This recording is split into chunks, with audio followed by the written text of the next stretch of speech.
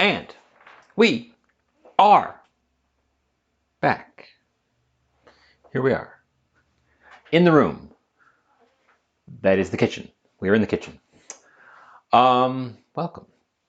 So, yesterday, I did it wasn't last minute, but it was a middle of the day cancel because somebody was coming that I wanted to see for dinner. And I made taco fredag, which I think we've done at least once. I lose track. I need to write down all the stuff I've done, put up here so I can be like, yes, we've done that. But there were leftover ingredients. I didn't want to do that for the show because having guests and running this at the same time when they're in the other room is kind of awkward. We've tried it before and it's, I don't know. I have leftover ingredients, so we're going to use leftover ingredients, but I want to make baozi.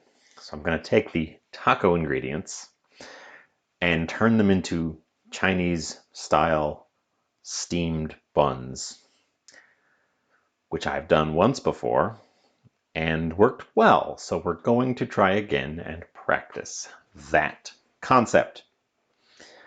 And the first thing we're going to have to do is get the dough started. I've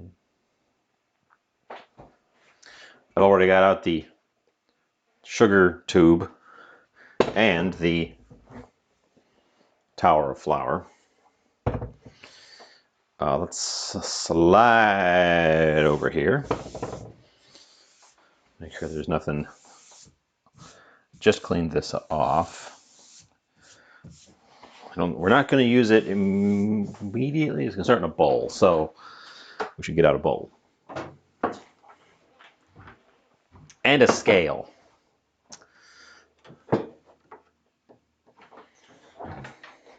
And I have a recipe up from The Walks of Life, which I believe is the recipe I used before. I'm not sure. I've used their recipes for other things.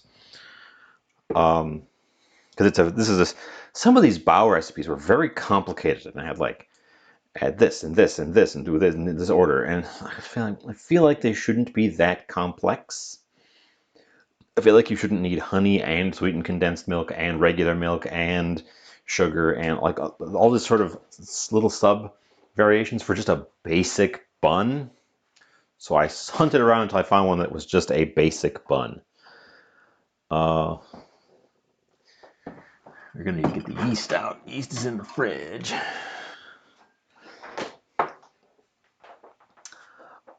And we're gonna want some lukewarm water.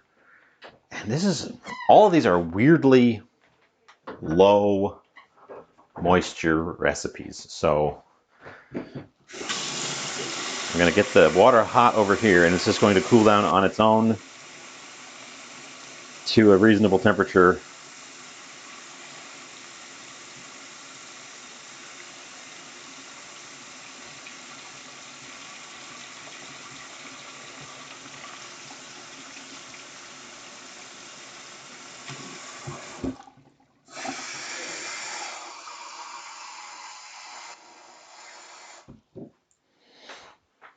Okay.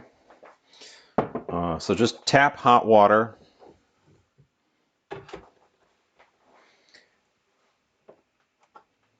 Turn the thing on. Make sure it's on grams. We're gonna grind up a little bit of salt. Oh no, this one doesn't call for salt. We're not gonna grind up any salt. We're gonna start with what is that? It's 3. I'm gonna need the 1/4 teaspoon and the regular teaspoon. But for this part, I'm gonna need 290 grams of flour. I'm just gonna shake in, or do I? No. We're double checking the recipe instructions before I add it all in. Add the flour 1/2 cup at a time.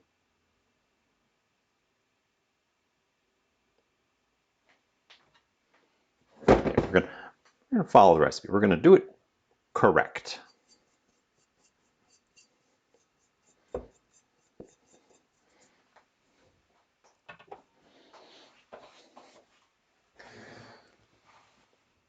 So the water goes in first.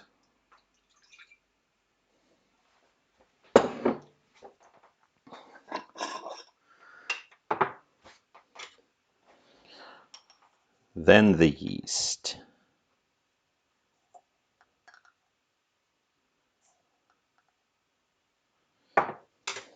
Then the sugar.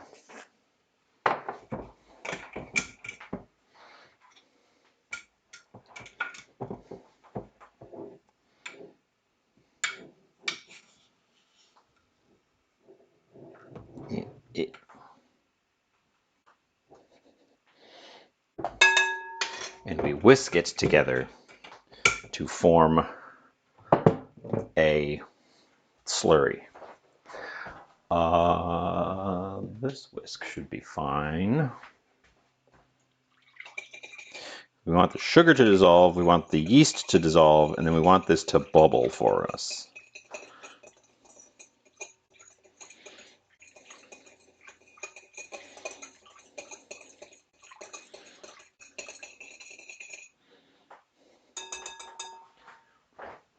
Okay.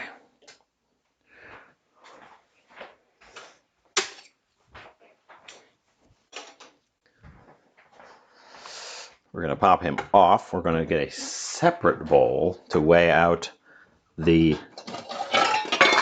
correct quantity of flour. Using the half-cup scoop.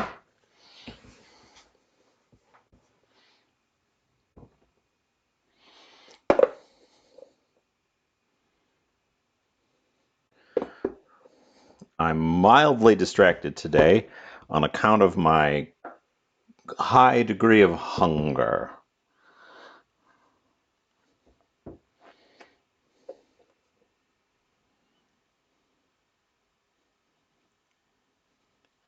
Come on, 1 gram.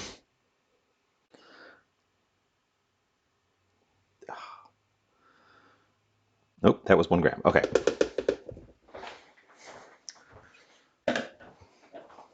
Perfect. You can't see it, but perfect. Keep the flour handy just in case, but this should be our dough. Now I have instant yeast, but it's a little bit older and it was refrigerated. So we're going to keep an eye on this and make sure it actually activates. And we're not following the rest of this recipe at all because I'm not making a Chinese style pork filling. We're using leftovers, which is going to be a little interesting. What we're also doing today is we are trying out the Big New Pot. If you'll remember the Big New Pot, which has a steamer right up in it. So I'm hoping to just fill this. I've cut their recipe down because it makes too many of them. But I'm hoping to just fill this and then have a perfectly little steamed thing. So it's going to be the first run of the steaming option on this. While the yeast wakes up, hopefully,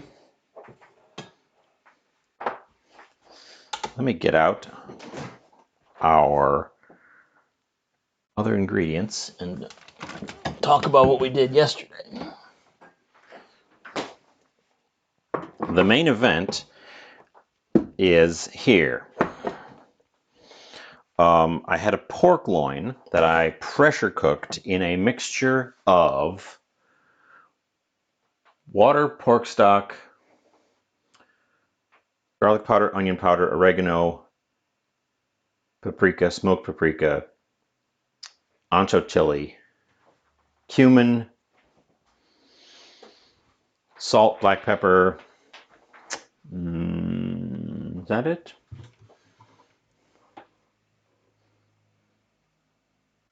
I believe that's it.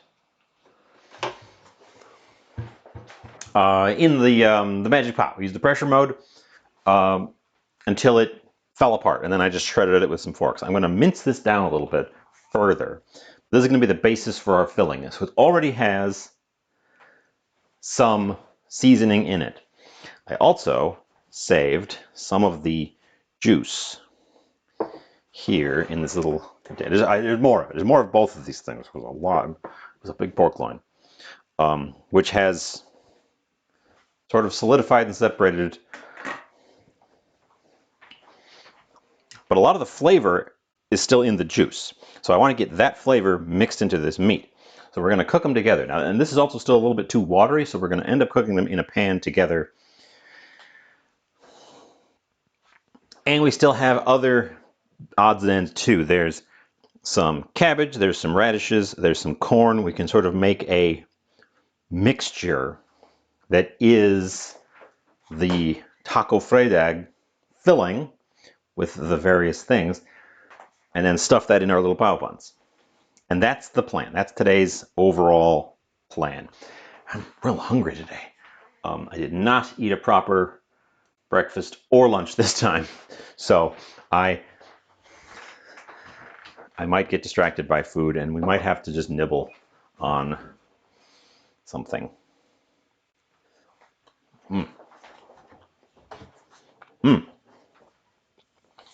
So,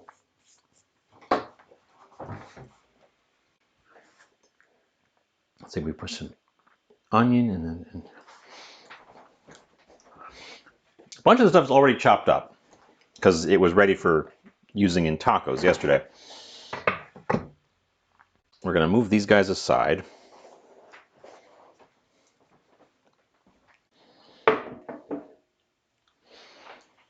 And we're going to start cutting stuff. It's behind the screen there. Our yeast is starting to bubble and activate. Oop, there's a fruit fly found in my yeast.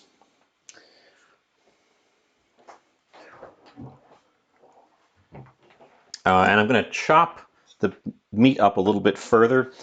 Shredded is nice for tacos, but I think I want it to be a little bit more of a finer piece when we get it into the buns. And an onion. That's what I was about to do, an onion.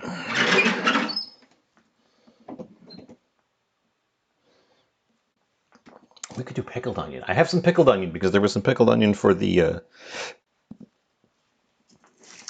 taco Fredag. Otherwise, okay, we're going to take this creepy looking onion and figure out how much of it is still usable. I think there might be some loss off of this one, so I want to use this one.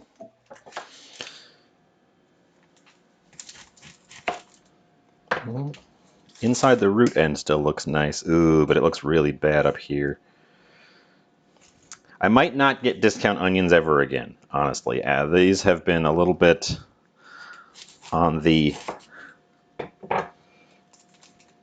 Yeah, that's not even worth it.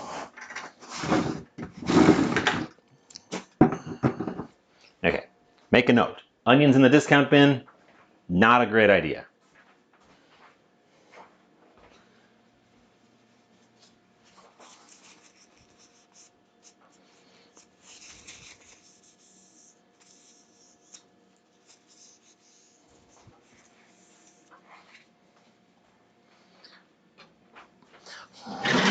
We'll try again with a better onion.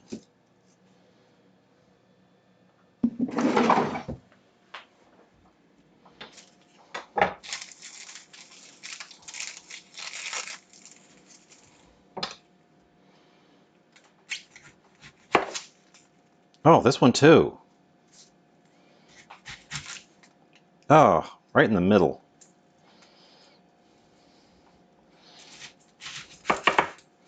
Well, only part of the middle. Okay, well,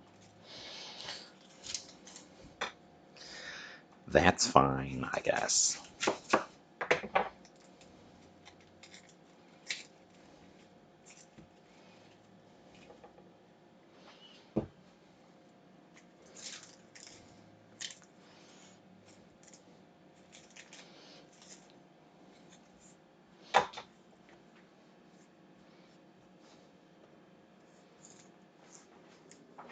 That's fine, I guess.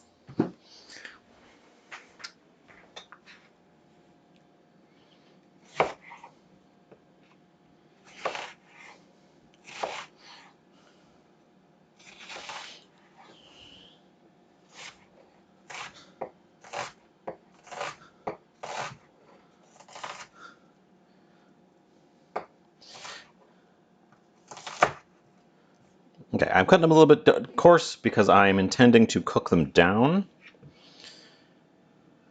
Sort of incorporate all this stuff together.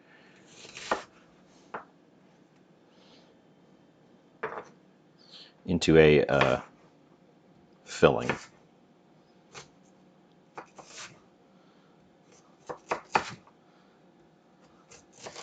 Well, I haven't been on a Saturday in a while, and I've never been on a Saturday at this time, so I have no idea if any of you are even going to show up today.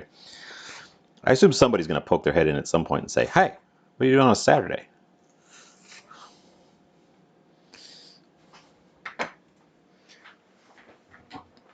Okay, okay. Which pan are we using?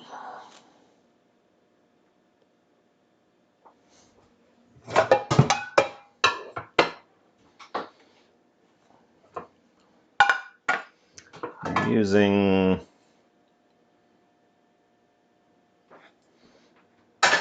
that pan.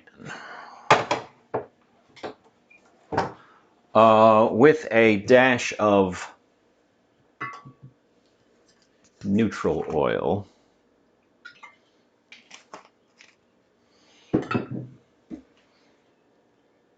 Oh, no, it shouldn't be neutral oil. It should be pork fat. I have no other use for that neutral oil, and I am going to waste it. I am going to choose to just mop it up and use the pork fat.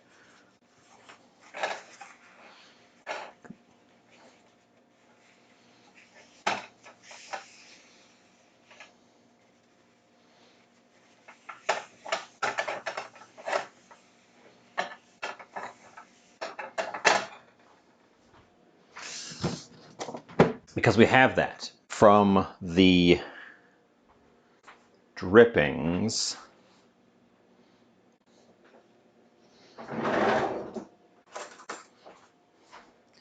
The floaty bits on top are flavored pork fat.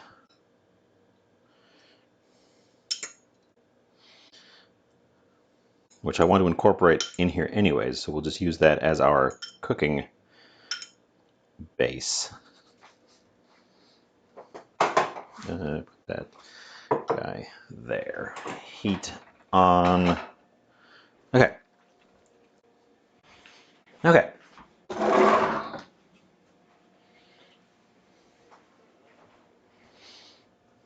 Okay. Yeah. I feel really distracted by having not eaten properly today. I had a coffee and a soda. Breakfast of champions, followed by the lunch of champions.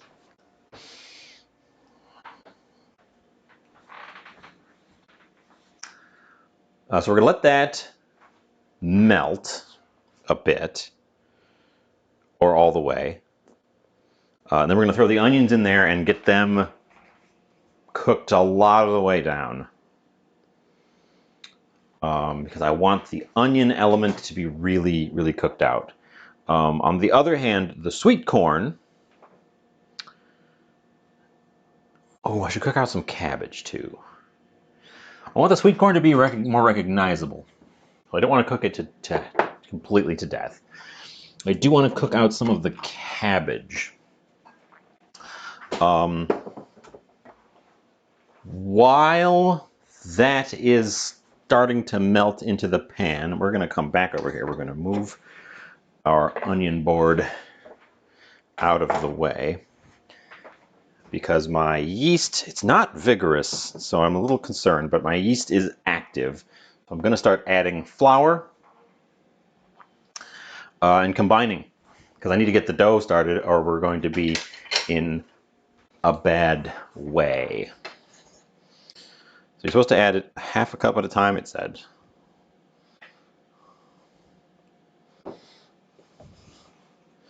Presumably to let it hydrate bit by bit, because this is a lot of flour for this amount of water.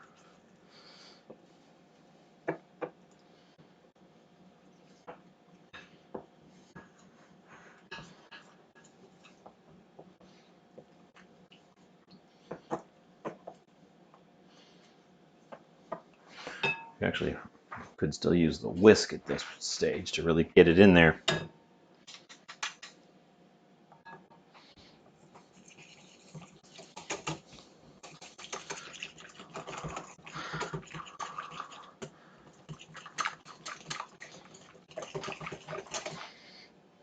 Which we're going to do until it's too thick to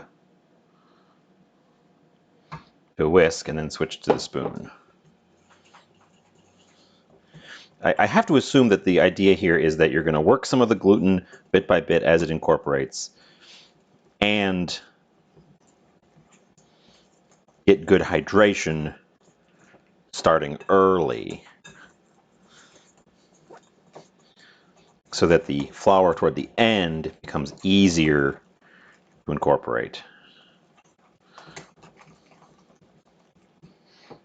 I'm not sure. Like most recipes, it doesn't tell you the logic behind why you're doing something. It just tells you to do it. Okay. We are at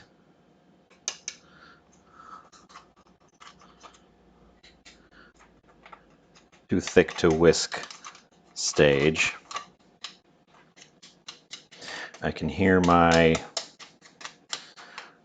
pork fat sizzling. So we're going to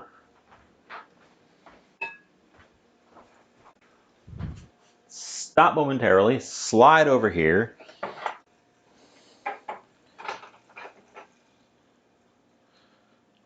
swirl our pan, and get all these onions in here so we can really cook them out.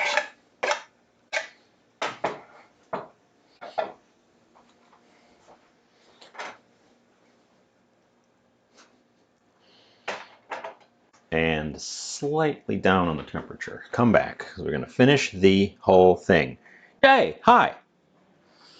Welcome, welcome. Surprise! It's a Saturday.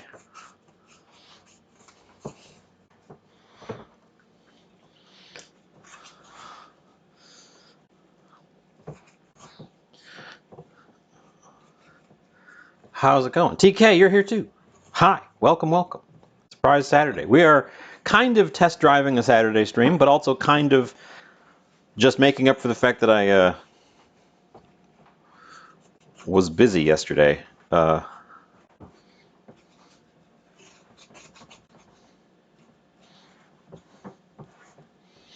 welcome, welcome. We're constructing a bao dough. A bao dough here. Over on the stove we have some onion started. Bookwoman, hi.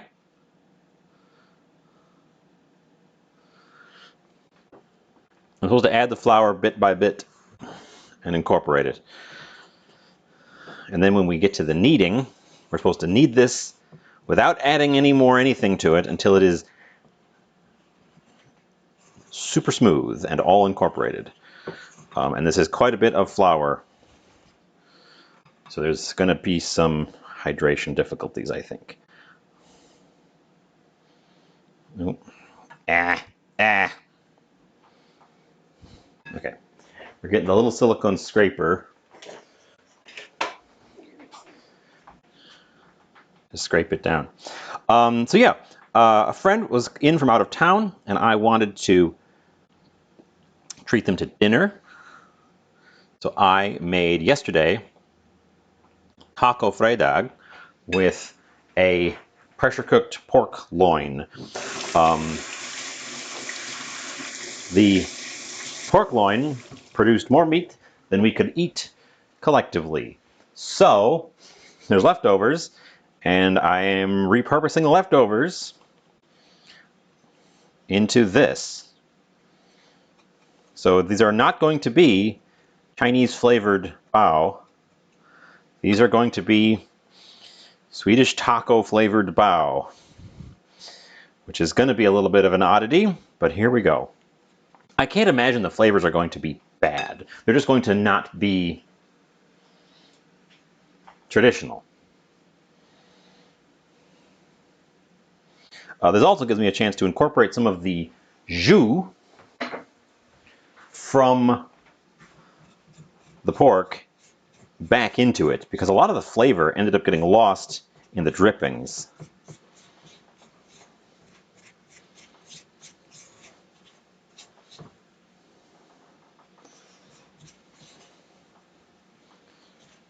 Okay, that's probably good for... I also nicked my thumb today, so I'm going to be careful not to break that open.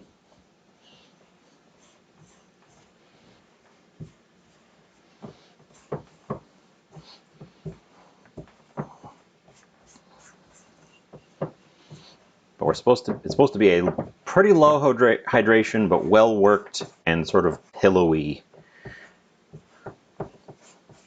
dough. Which I am going to transfer to our work surface now. I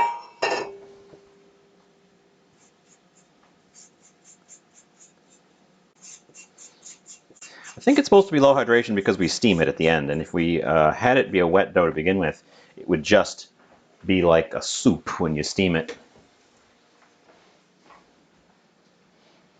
Also, I haven't done any form of doughs or breads in a while. So, getting back in on that action.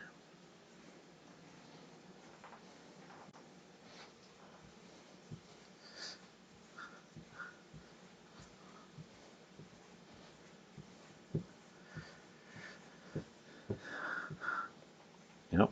And it is getting sticky as I do this, so that's good. Lets us pick up and incorporate more of this flour. All this flour is going to need to be in there by the end.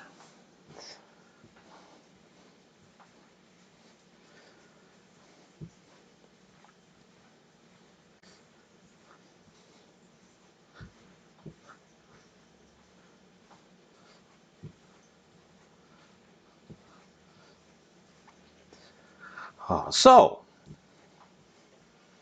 how were things today? How are people doing? Happy Saturday.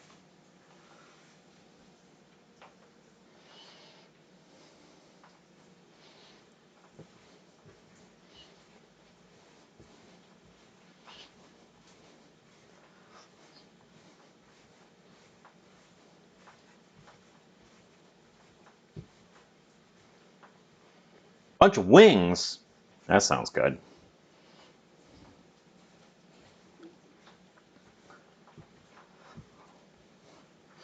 Yeah, a little bit sticky.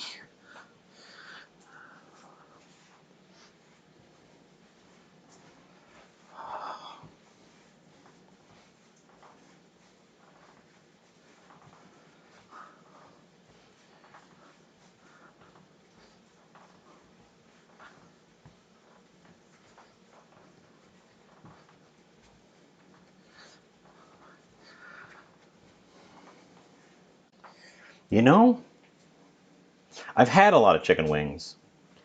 I don't know that I've prepared bone-in wings at home. Usually when I'm at home, I go for boneless chicken pieces. Just for convenience. But when I go out, I go for the bone-in ones because they are better. So,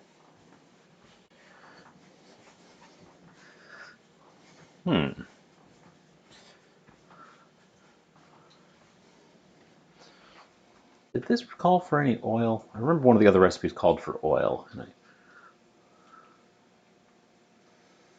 I scrolled down. No, this one did not. Okay, cool. Cool.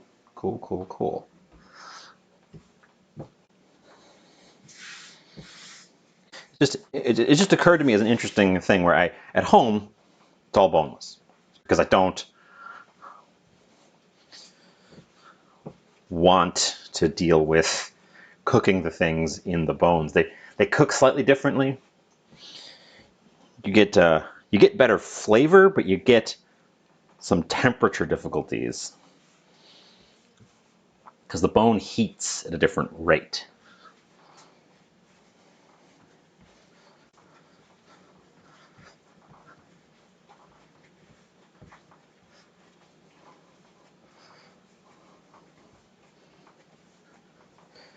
This is coming together nicely, I think. And yeah, you pay for the bones, but that's like when you pay for shellfish, you end up paying for a bunch of shell as well.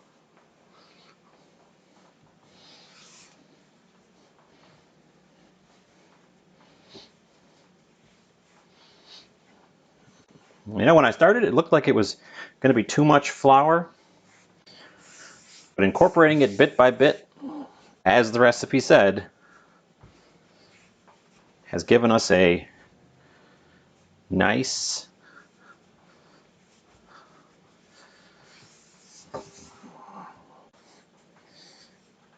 dough. And now I'm just going to knead it until it is smooth. I don't want any crusty bits on the surface. I don't want any wrinkles. I want it to be tight and smooth.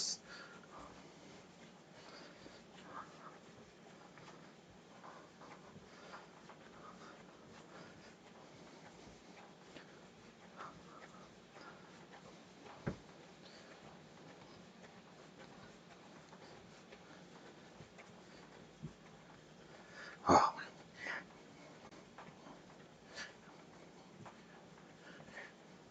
We should all do this more often. It's a good workout. It's a good it's low impact. You can do it in the comfort of your own home. And you get delicious something at the end. Any food that requires the step I'm doing now, which is just kneading a dough ball until it's baby smooth, is sure to result in deliciousness at the end.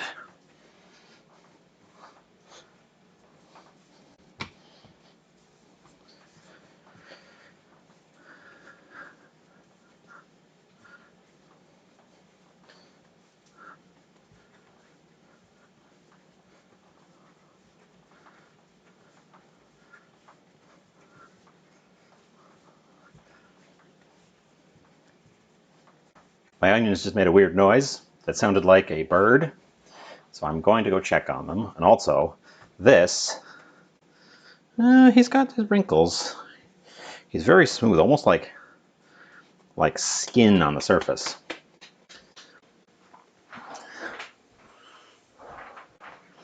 But we're going to plunk him back in there. And put a sheet of plastic over, and he's going to rest for half an hour while we do other things. And we will return to the land of the dough ball. If I can get this plastic wrap out without completely shredding it. There has got to be a better way to package plastic cling wrap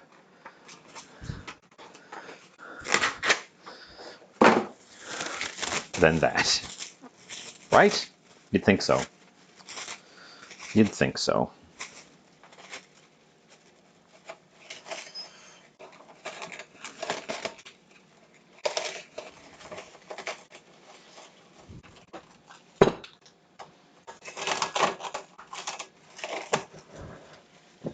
Oop. TK wants a moisten. I can oblige.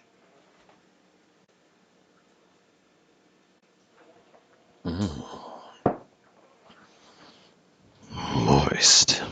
Thank you for the moisten. Is the oven still warm? It is.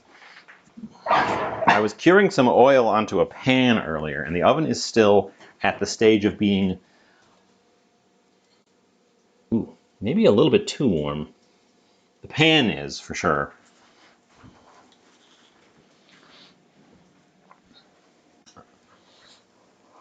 Let's get that pan out of there.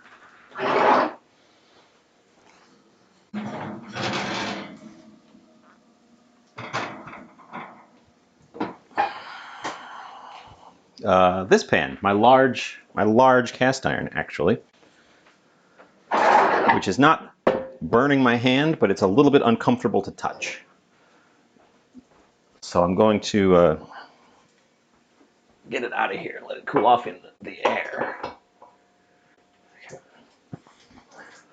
Okay, let's slide back over. Oh, set a timer for half an hour, or just look at half an hour. So 5:40. We have half an hour to make all the rest of the stuff. Oop. That's going to be interesting.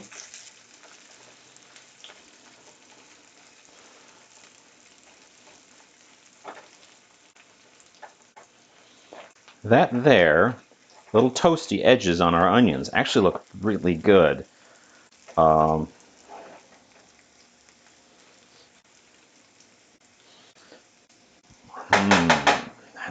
That looks pretty good to me.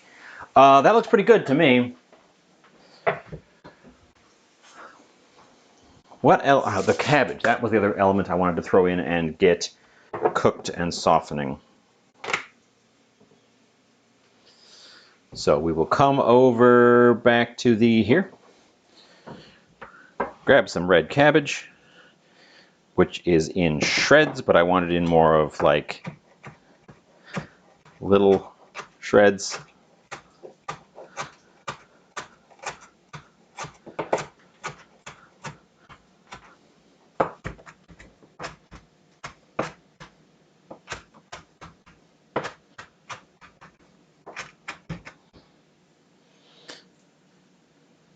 Bookwoman is lurking.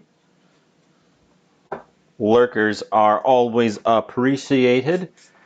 Sizan, good morning. Happy Saturday. I'm making breakfast.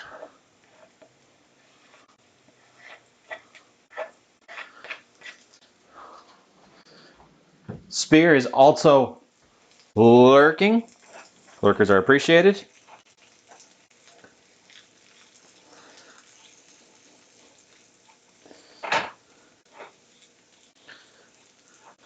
Welcome, welcome.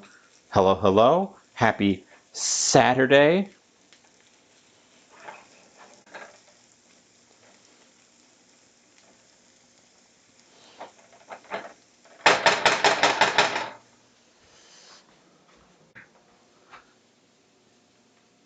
TK is now also lurking and then saying, being happy.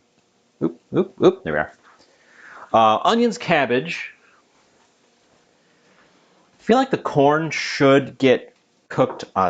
No, I'll leave the corn as is. We'll mix the corn in after I take it off the heat so we get more fresh corn. I need to wash my hands because they are covered in slightly dried on dough residue. And it's bugging me, so.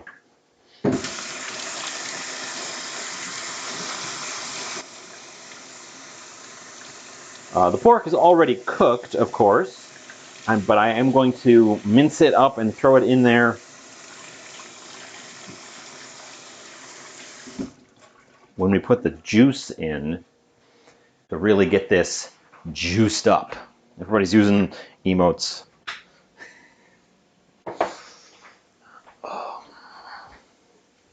That's what they're there for.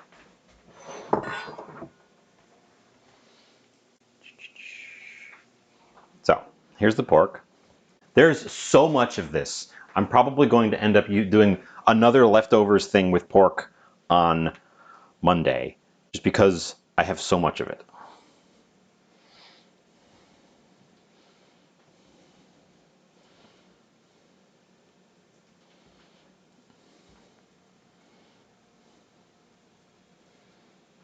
Oh, it's now Sizan wants to moisten.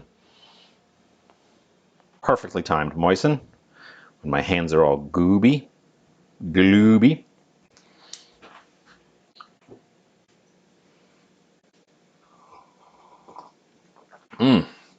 Oh boy, ever try drinking water with your wrong hand? Moist. Twas a wee bit moist.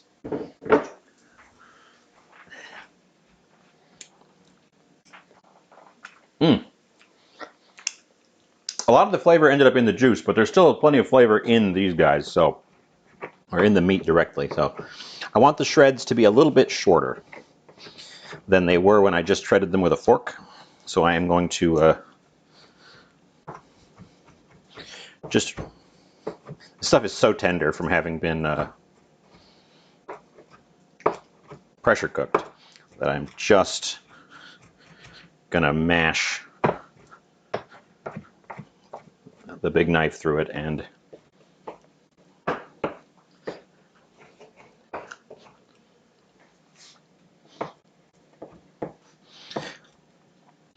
this is one of the things that's been in the freezer that I had to get rid of.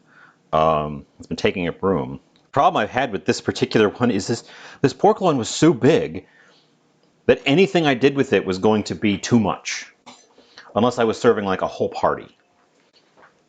It was just huge.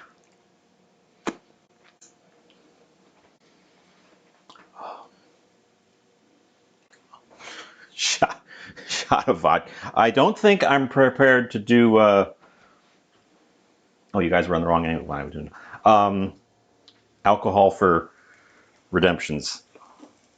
That might get dangerous.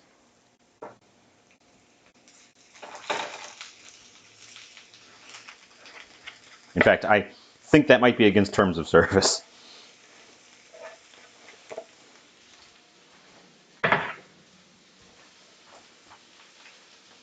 Yeah, it was a big piece. It was pork loin end pieces, but it was like several of them put together in a package and then shrink wrapped.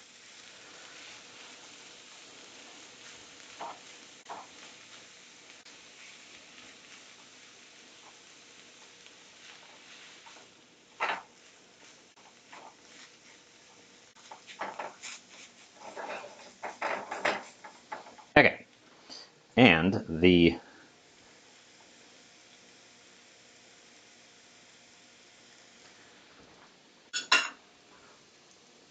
as I said, the pork doesn't need to be cooked anymore, so we're going to throw it in with the jus. Oop. Slightly greasy jar of jus.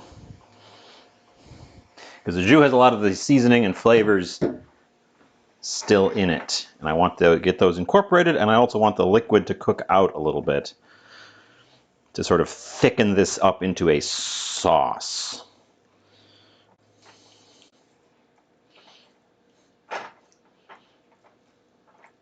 So we don't have puddles inside of our bao. That doesn't sound fun.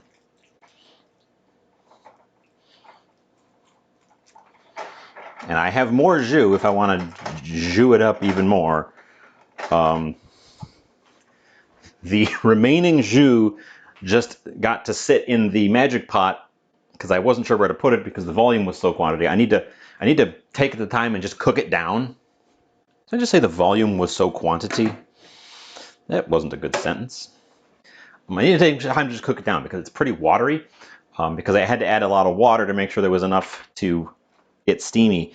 But it means there's a ton in there, so I could just take another scoop if I needed more to heat up on that guy as well. But I tell you what, I should eat food during the day. That would be a good idea.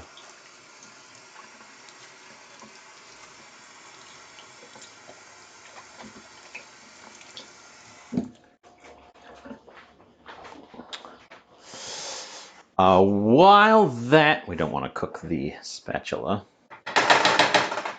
While that's simmering up a little bit, I got a thing today. It's not a big discussion. It's not super exciting, but I'm going to talk about it for a moment because it's a bit funny.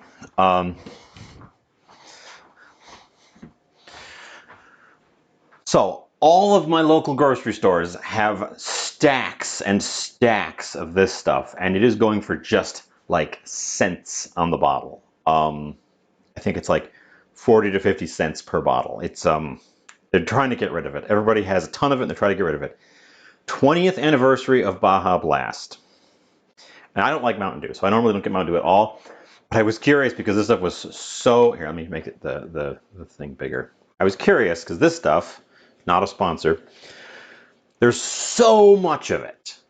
And it is discounted so steeply that it really makes me feel like nobody bought it. That they stocked up expecting a success and nobody bought it. And whoever came up with these flavors probably is on the rocks at mountaindew.com or wherever they are. But I got one to taste it, and I can tell you what it tastes like. First of all, I'm going to drink some of it now.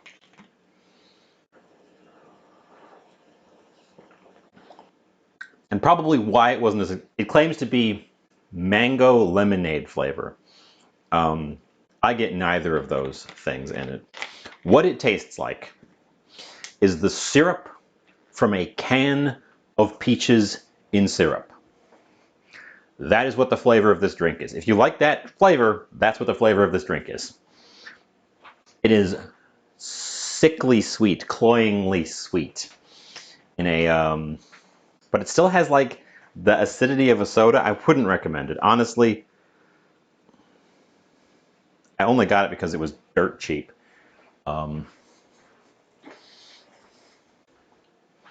But also, it's so cheap. I wonder if you can use it as an ingredient in something.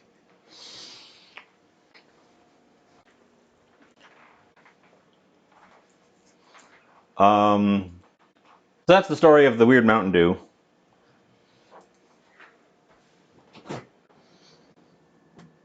Put the yeast away.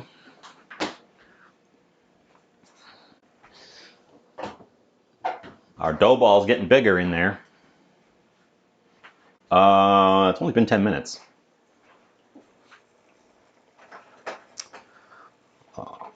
So Jay, I know Jay's having wings. Anybody else have anything exciting on the docket for today?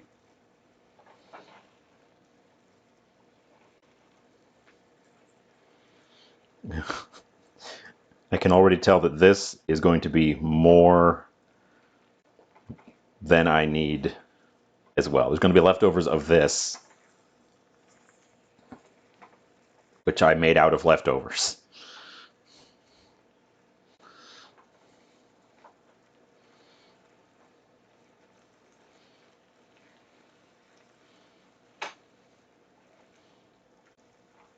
I'm just cooking this until most of the liquid is simmered away.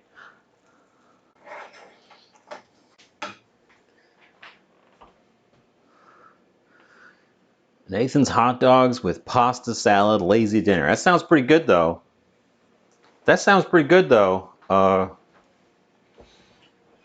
I do like a good hot dog. I can't think of off the top of my head what Nathan's hot dogs taste like.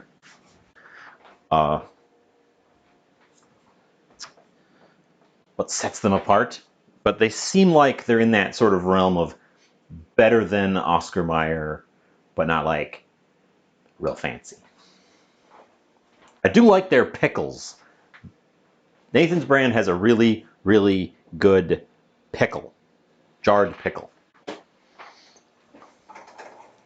I was just checking in my fridge if I had a jar, and I do not. I have a jar of different pickles, but I know they have a very good pickle.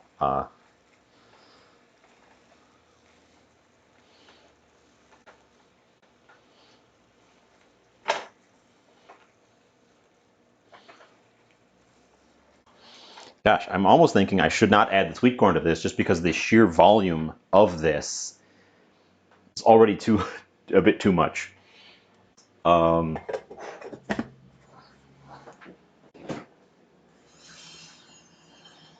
Let's see, we have radish, lime. The lime's going to be served on the side. I have an avocado left.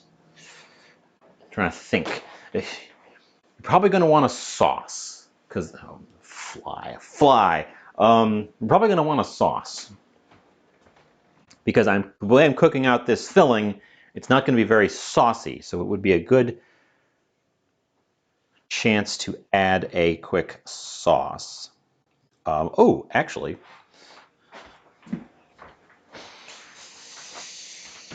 we can add a chili pepper, maybe. Let me taste the thing before I commit to adding stuff. That's probably a good idea. Taste as you go, you know. Where did this fly come from? I mean, I suppose it is the season. It's summer. And I'm cooking delicious food, and the fly can smell it. Mmm. Mmm. Mmm. Mmm. Oh, yeah. Ooh, getting those drippings cooked into it. Getting those drippings reincorporated back into the meat has leveled up the meat. Whoa. That was unexpected. So flavorful. It lacks spice. It lacks spice, so I am going to throw in this. Ooh, if I'd had a little bit more time yesterday, that would have been the thing to do. That would have been the thing to do. Shred it up and then cook it back into its own drippings.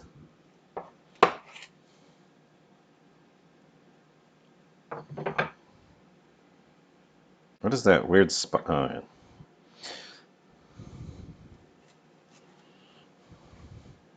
yeah.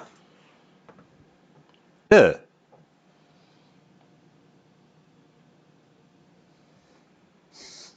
This was not a discount pepper. This pepper should not have had a weird spot in it. This was just a normal pepper.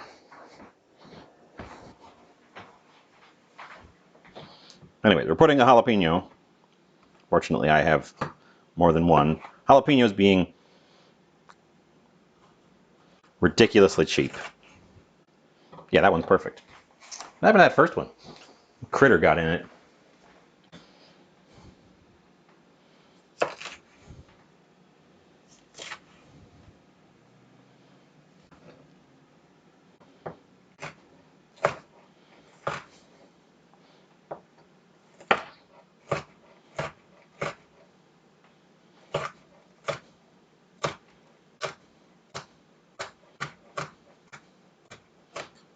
This knife is slightly less sharp than I want it to be.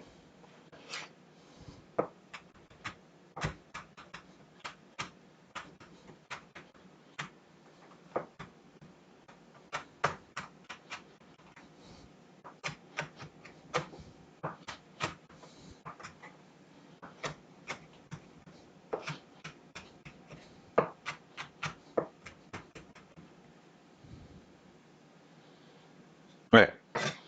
Diced jalapeno, which we're going to put in once this is not juicy and I'm allowed to take it off the heat, which it currently is. So I'm going to call that now, take it off the heat. Well, turn off the heat. Slide over here with our pepper.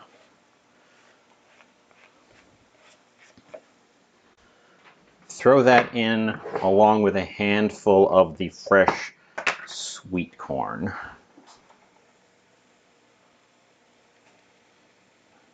Well, fresh canned sweet corn.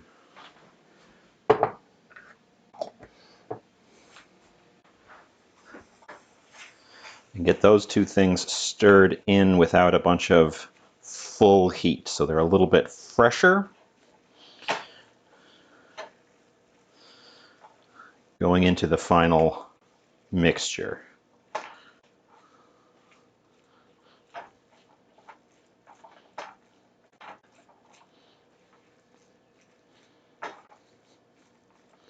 Yeah, that's looking good. That's looking proper right there.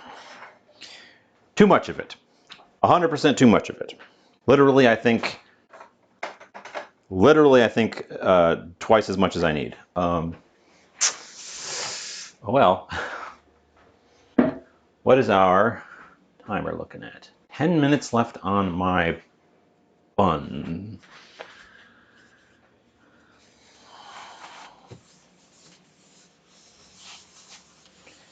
We will take this opportunity to clean the surface here a little bit.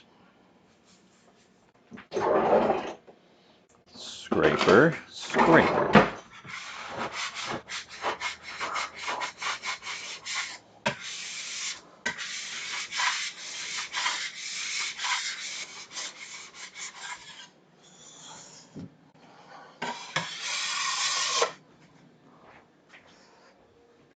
Keep the scraper handy. We're going to need it to cut up the dough ball. Corn can go away unless I want to make like a salsa. Fresh salsa on the side, possibly.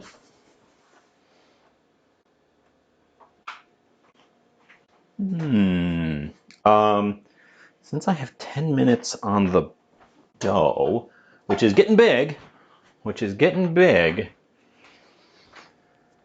let's see, I've got avocado. There was an extra avocado.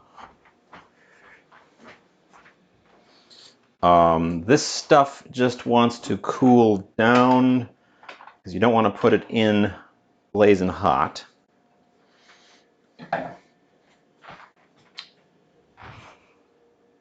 That board has a bunch of meat on it.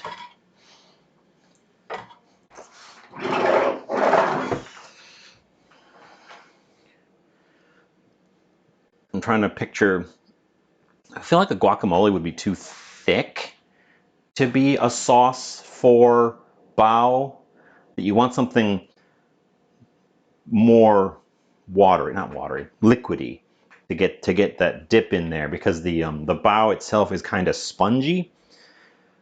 They want something that will soak into the sponge of the little bao. Assuming I'm making correctly. That is always a consideration, assuming we make it correctly. So the avocado could just literally be decorative on the plate.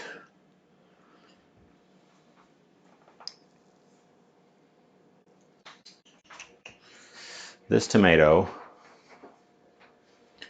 we only have a few tomatoes to work with because the bulk of the tomatoes, well actually this tomato is the better looking of the tomatoes. We're going to use the other one because it has a small spot forming, which means we want to cut that part away and use the rest of it. So I could make a big old, got spot. Actually I got a spot over here too. So we should use that one up because it is definitely closer to being toast. I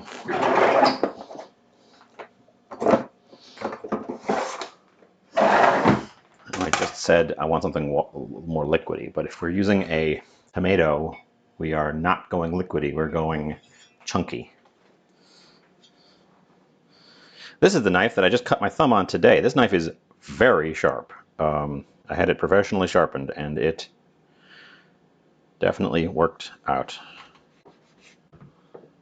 Okay, think I'm going to just lose this top bit where all the spots are rather than try to cut around the spots. Because everything below that line I just cut is perfectly good. And also that line has the stem in it, which is the part nobody wants to eat anyways.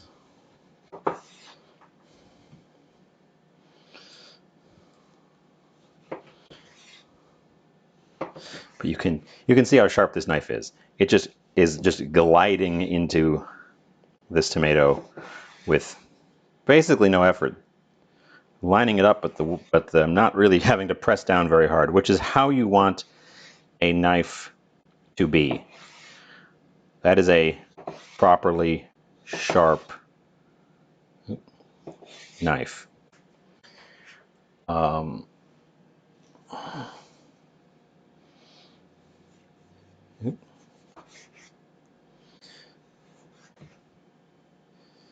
Because the more, and the reason is, the more you have to press, they're fanned out, so they're a little bit harder to bite into.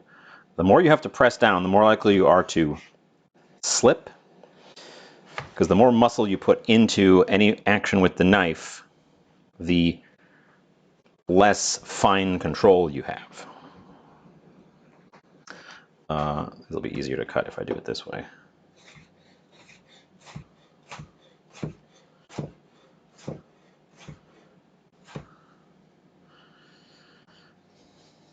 And that's why you should keep a sharp knife. Well, keep your knives razor sharp, but be careful, you know, you can nick yourself when they're that sharp, sometimes before you quite realize it. So also, when you've got sharp knives, practice good knife practices to ensure that your fingers aren't in the danger zone when you're using your sharp knife. Although that applies to the dull knife too. Keep your fingers out of the danger zone for a dull knife so that when you slip, it doesn't go right into your finger.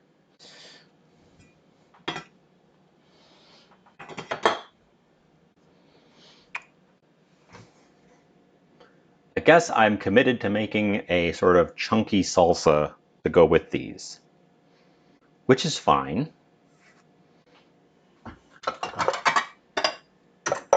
It's going to go in this square bowl. I'm going to bump my camera a couple times. I'm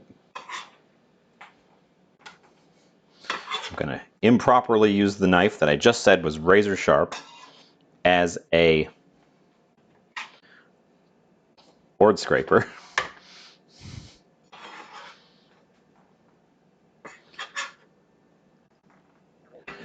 Don't do what I'm doing. It's not good for the knife, not good for the board, and not good for your hand.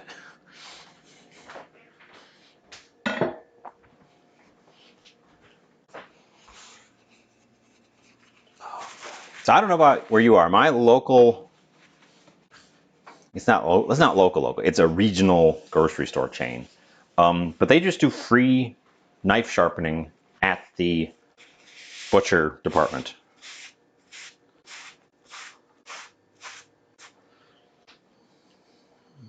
And that is a service that I don't have any other way to really get, and they offer it for free, which is great.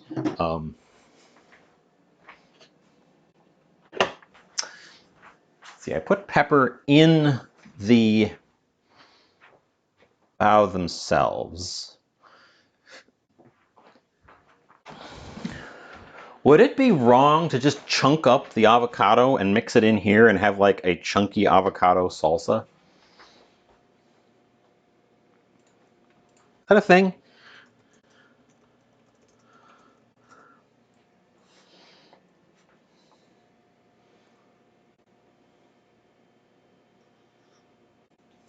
Sure, why not? Let's do that. Sure, why not? Let's do that. We have 2 minutes on the bun, so I'm going to do this real fast. I'm going to not use that knife because that knife is not quite sharp enough to go through the skin without mashing. So we're going to go back to the same knife I was just using that I mentioned was very, very sharp, and go right into this very ripe avocado. Ooh. There we go.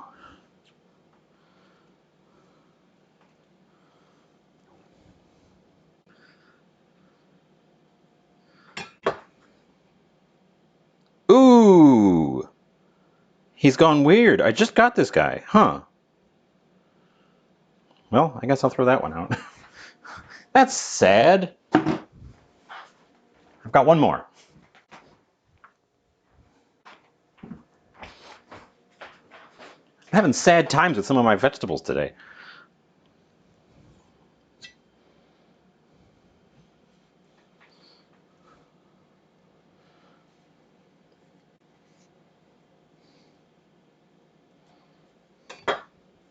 That one's good.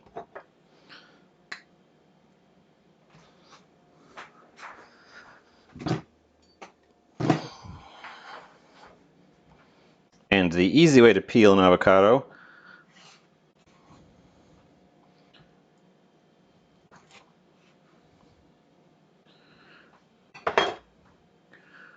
quarter it, grab the skin, and just peel the skin away. Ooh, little spot on that one. These must have been, I bought these yesterday. And they must be right on the edge of ripe. Or must have been right on the top edge of ripe when I got them, because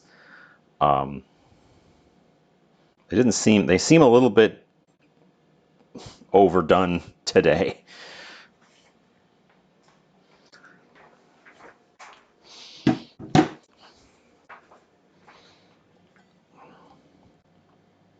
Let's see. Take the little stem bit off, take that little blemish off. And then, yeah. Oh, come on, don't stick to my hand. Don't stick to my hand. Oh, right.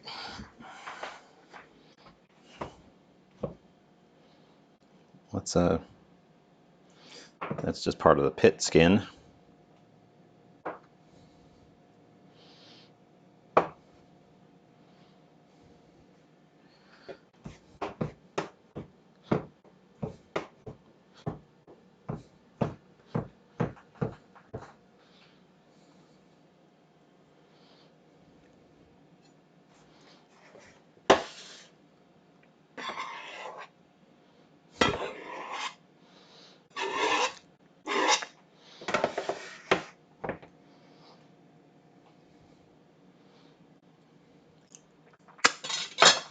Fresh avocado.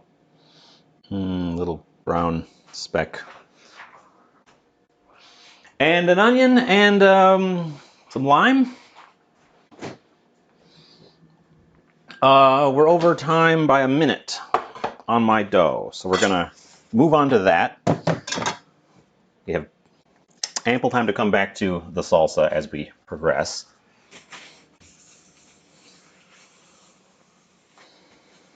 Isosceles.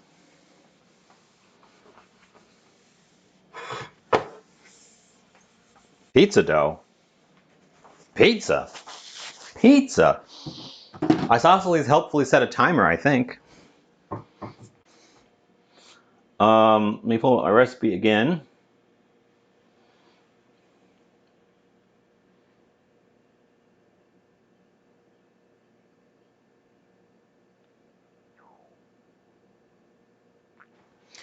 Let's get it out. It's bigger. It's a lot bigger. Yeah, and it's just a lovely warm to the touch. It certainly did grow up. Okay, to assemble. After the dough is finished proofing, turn it onto a clean floured surface. Knead out any air pockets and divide into, and I've cut this in half, 10 equal pieces. There he is. Ooh, ooh, he's springly.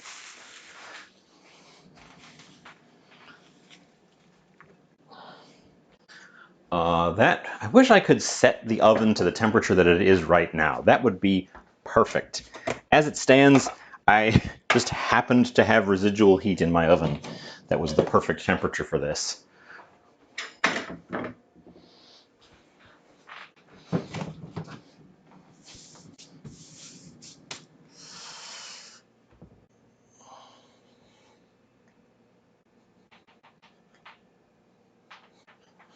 Okay. Floured.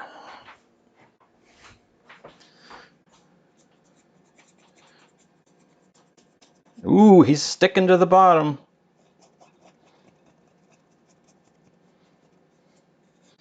I should have floured him before I put him back in the bowl.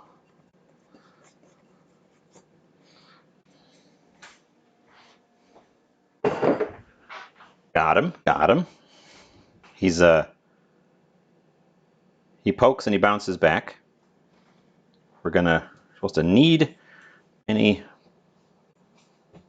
air pockets out. So I'm just gonna kind of give him a squish.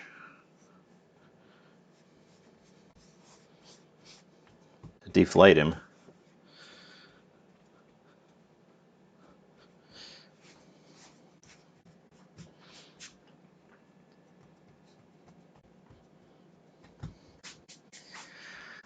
And then we're gonna cut them up. So, isosceles. Also hi. You're having pizza? Are you having pizza or am I having pizza? Let's bring all of his sides in so I can just do this in one clean go.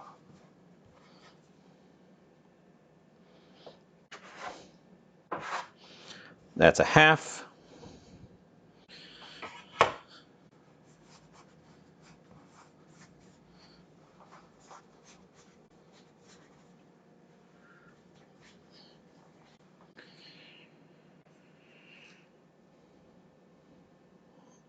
We don't want to go half again. We want to go into fives.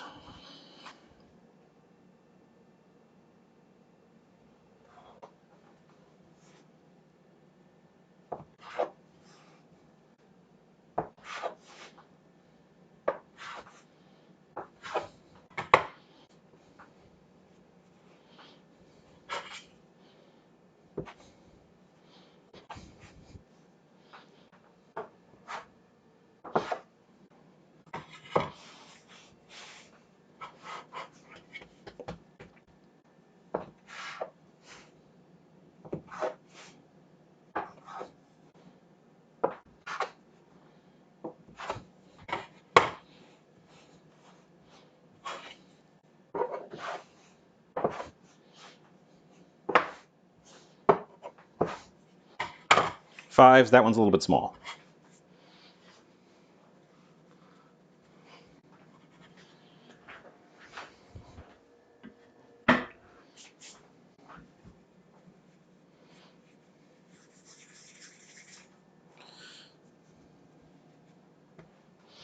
Okay, I just kind of want to push them back into balls. I don't really want to roll them.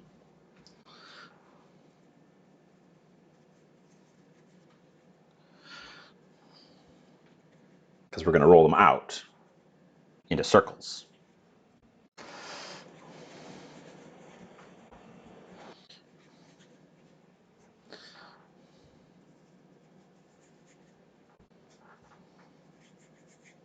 That one's a little bit big.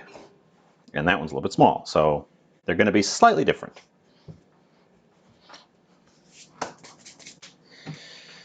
I don't think I need this much flour. I think I over-floured my surface. I think it was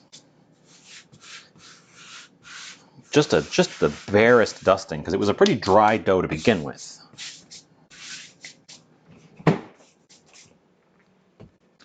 Oh, and weigh out the individual one. We could weigh them out.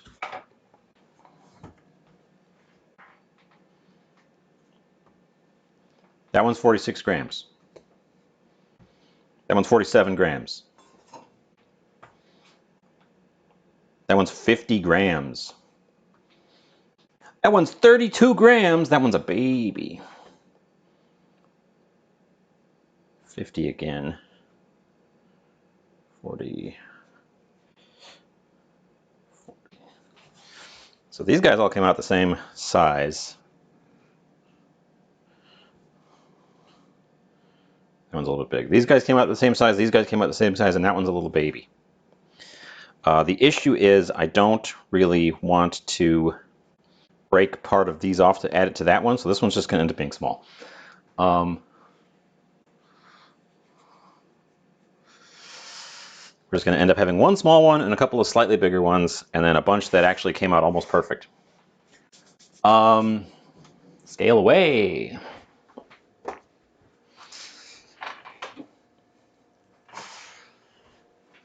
This needs to be handy on the side so that I can fill these, because now we're at the filling phase.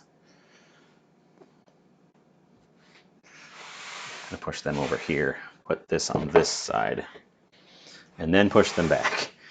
Just want to crush them. Work surface there. Scale away.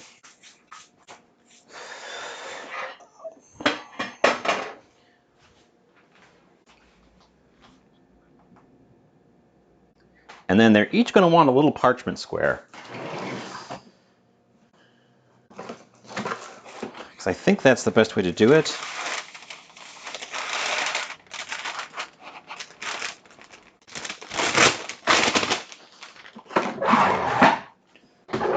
So I'm going to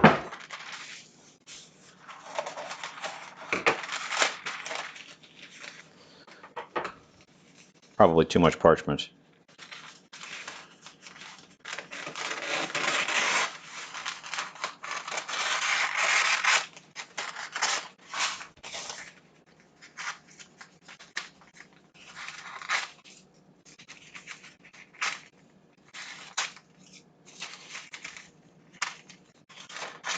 Oh, and yes, you mentioned the cutter. This thing is a bench scraper, and it is a very useful tool, not just for baking, but for general cooking. That's 5.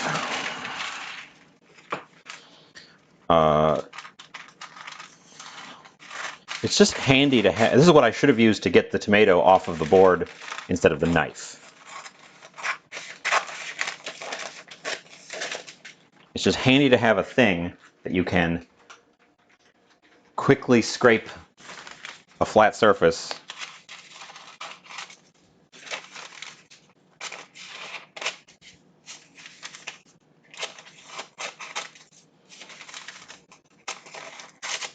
Okay, those are our little guys. Those are our little guys.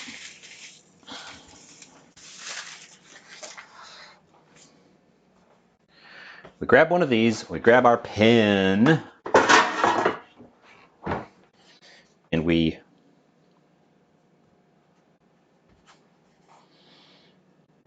start in the middle and you roll outward and press down. You roll outward and you press down. Because you want a little bit of a mound in the middle. Roll outward and you press down. And you roll outward and you press down. And we're trying for a circle.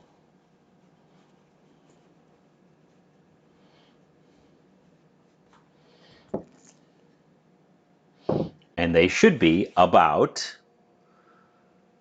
this one talks about all the pleating and... the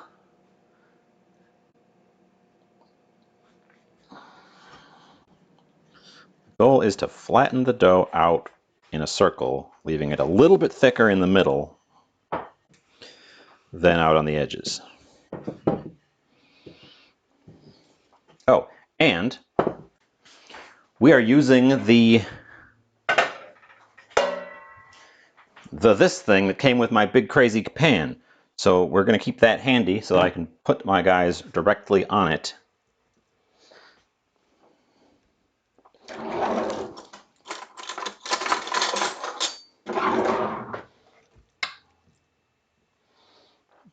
But we're going to bow up these buns or something. It's bowing time. So I know you don't have to be pretty with these.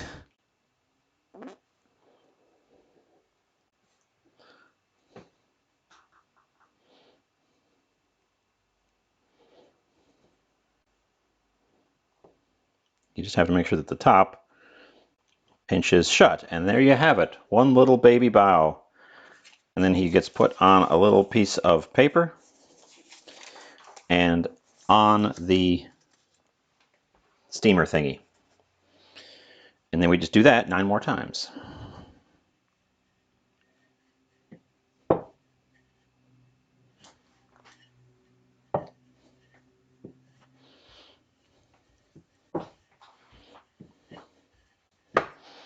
This is the best bao dough, at least at this stage, that I have made for sure.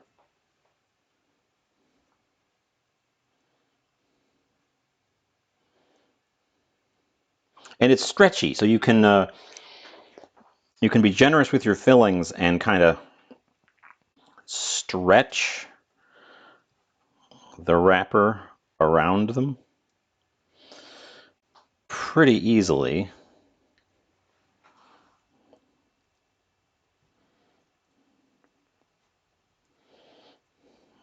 And then we just make sure that the final seam is well pinched. I'm making little parcels, essentially. I'm not making the perfectly little pleated 15 pleats. We're not egg washing these, no. They're going to be steamed.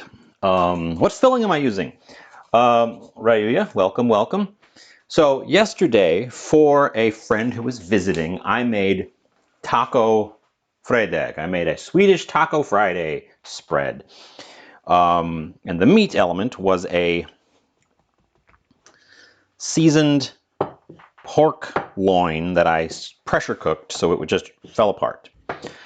But there was more than we were able to finish. So that's it there. With some onion, some cabbage, some jalapenos, and some sweet corn added to it, as well as a good amount of the drippings from cooking the pork originally yesterday.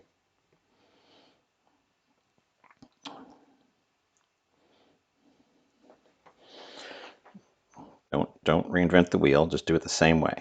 You take the two sides, you push them in there. You take the corner and the corner and the corner and the corner and then the end and the end, and you just pinch them in the middle and they stick, and you've got a little parcel. And then it goes on its own little thing, and it goes on the steamer. Caribou. But no, TK, they are not going to be egg washed. You don't egg wash steam buns.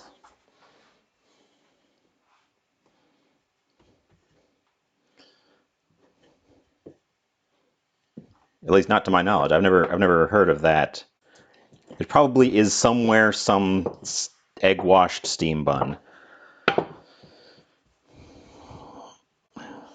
wonder if yeah, that's what I should do.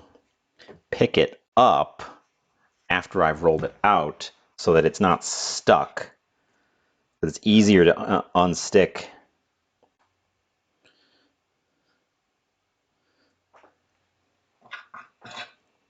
It's easier to unstick it when there's nothing in it.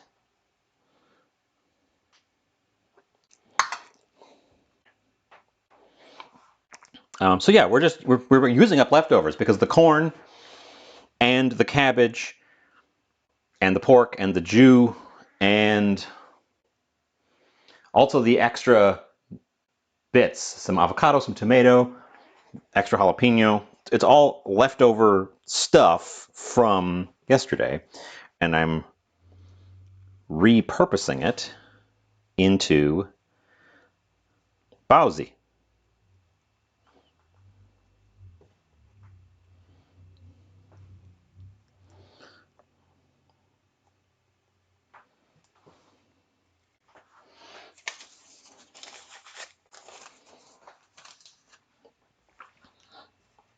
Because I thought that sounded like a fun idea. And because I knew a bunch of it was going to be, I wanted to use it up today. And I thought a bunch of it was going to be, well, I knew a bunch of it was going to be pre-made, and I wasn't going to take a lot of time. Like, I didn't need to cook the pork from scratch. I was just reheating it and mixing it with some vegetables. So I had to come up with something that would occupy some time in order to make this an appropriate length. Always a concern. I'm really filling these guys up too. I hope it doesn't come back to bite me. But thus far they seem to be sealing pretty well. That one may have finally been slightly over.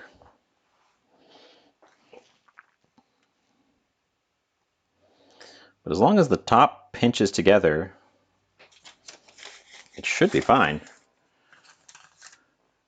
Speaking of pinching together, one of the previous ones unpinched a little bit, so I'll have to keep an eye on those while I'm working.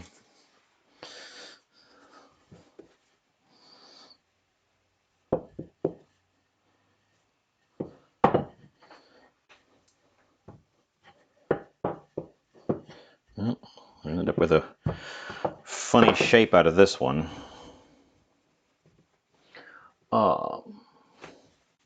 Yeah, I mean, I like a bao that is nice and stuffed. And I've done, like when you're doing with like dumpling wrappers that don't have as much of a stretch to them, overfilling them quickly results in them breaking open. But this stuff is stretchy enough.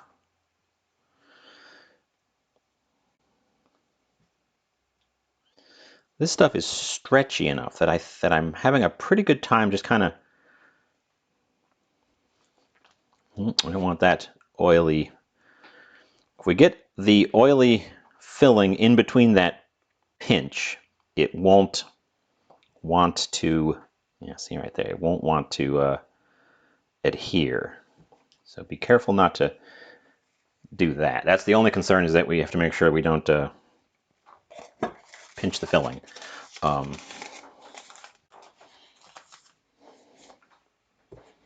do the little baby one. The little baby one. This one's a little baby. Oop, and it's a little sticky. Much like a little baby.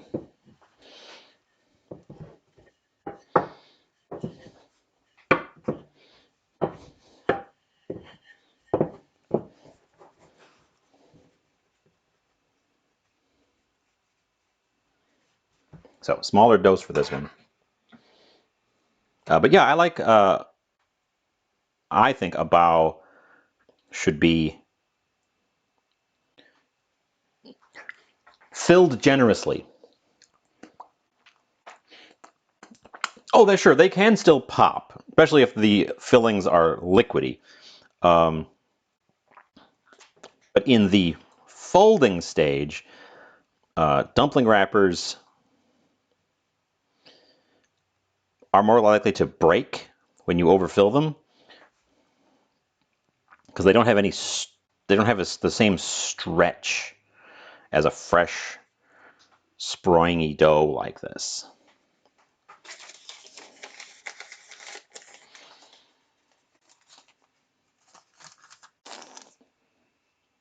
I will have to push them around a little bit, but I can definitely get them all in there.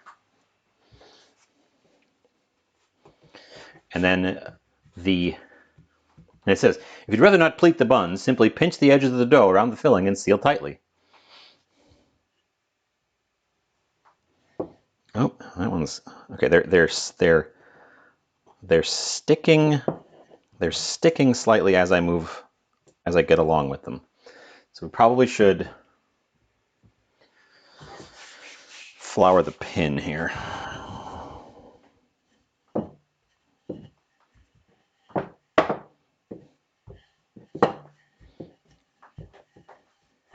This is one of those things where it would be nice to do as a group. You could have one person rolling,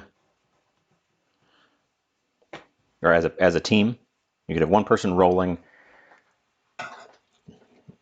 them out and one person pleating, stuffing and pleating.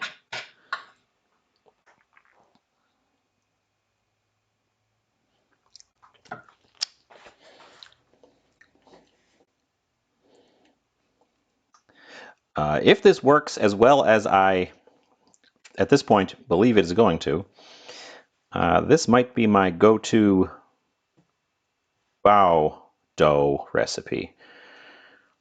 Which, well, again, we are stealing, well, referencing from the walks of life today.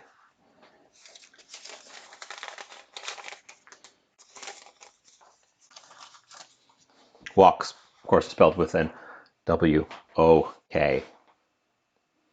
I don't have a tortilla press, so we can't test it, but the way the instructions here specify is, and I'm just sort of gently resting the pin in the middle and then pressing down to roll it out.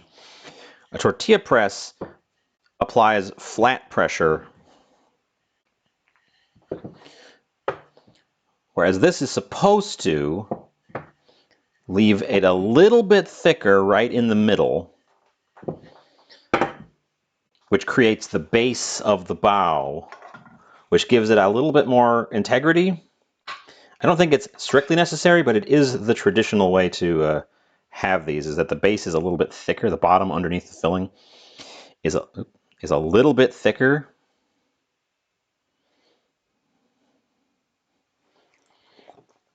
And I think you'd lose that with the tortilla press, although it would definitely speed things up. So if you don't care about that little bottom, that might be a good way to do it.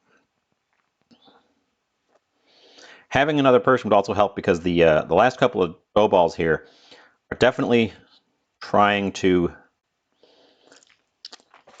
dry out a little bit as we're getting into them. So doing this more quickly with another pair of hands, or just enough practice to do it fast. You should see the people do this professionally. They're like, done.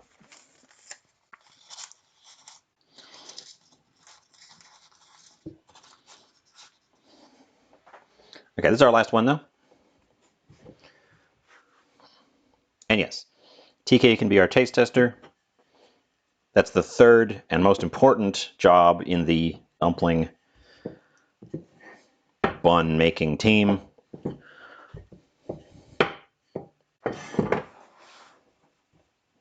Be sure to taste test every individual one for quality.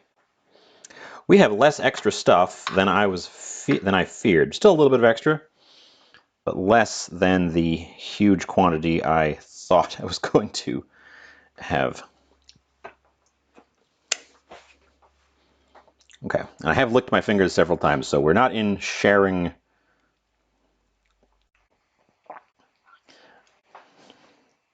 I'm not up to restaurant standards with this one. I've licked my fingers a few times.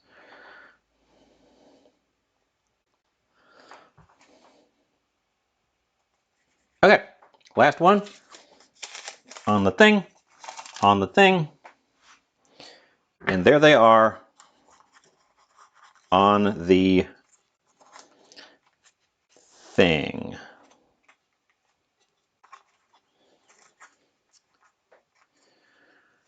Let them rest covered for another 15 minutes before steaming. And the easiest way to do that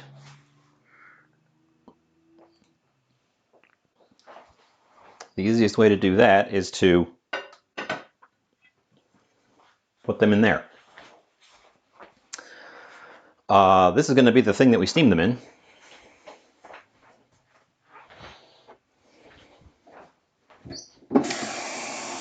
and 10. 8 honestly is the perfect amount for this vessel.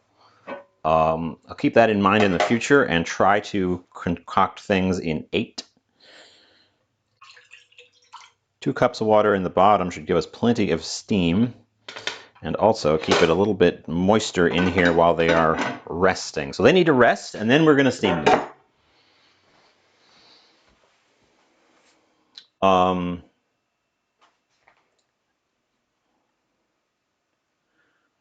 To steam. With the buns in the steamer, start with cold water, turn on the heat, steam for 15 minutes, and then take them out. Okay, so we have about a half hour to work with, which is honestly a little bit... Oh my battery on my microphone is being weird again. It's gone back to the same thing where we're only an hour and a half into this and it's halfway through its charge, which is not correct. I was making a salsa. They might not need to rest for the full 15. They're going to rest for as long as it takes me to get to them.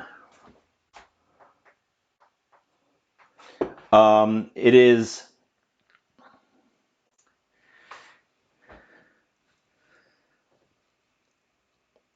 With the buns in the steamer, start with cold water, turn on the heat, set the timer for 15 minutes. After 15 minutes, let them rest for 5 minutes before opening the top. So yes, we need to let them rest. You are correct. You are correct. Read ahead. Ryuya is correct. Let them rest in the steamy steam before we open it up.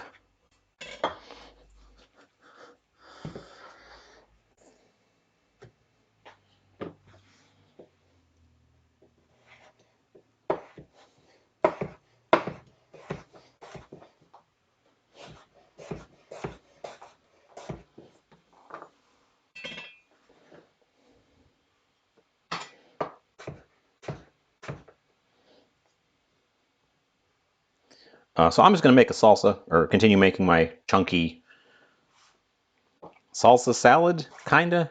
We're throwing some cucumber in there. Cucumber is a key element of the Swedish tacos that we started with.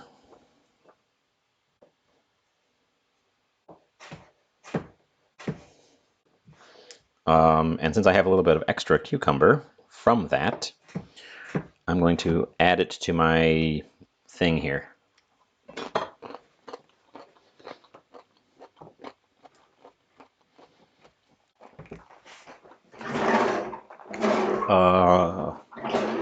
Fresh spoon.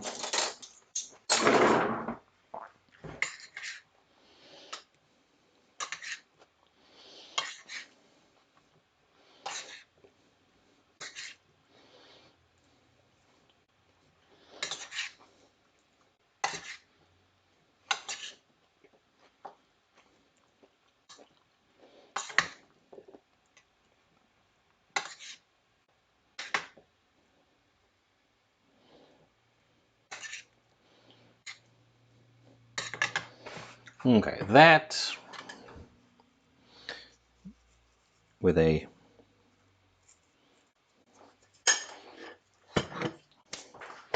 pinch of salt, some lime, because I have some fresh lime here. It's already cut.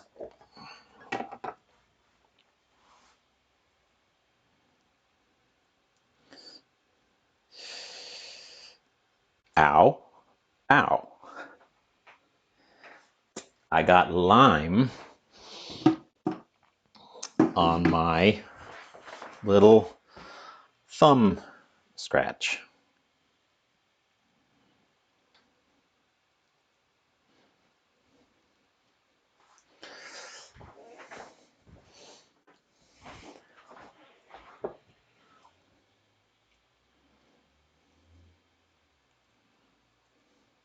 Okay.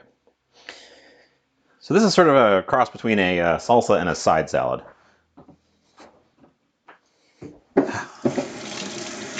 Tell you what, lime juice stings on a little cut in your thumb, though.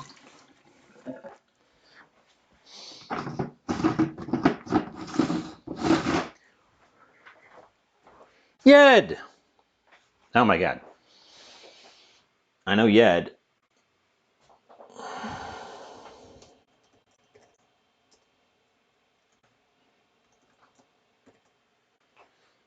Bam. Hi, Yed. Welcome, welcome. Happy Saturday. We're having an odd Saturday stream today, in which I'm using up leftovers and making what is probably an abomination against the nation of Mexico and China.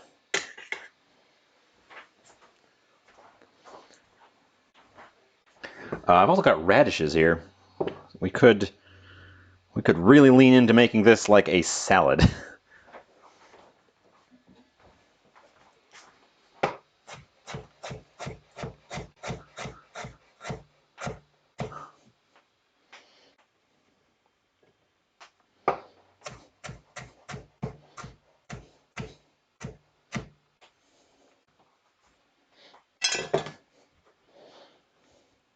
Anyways, Yed is also a streamer who streams games and science.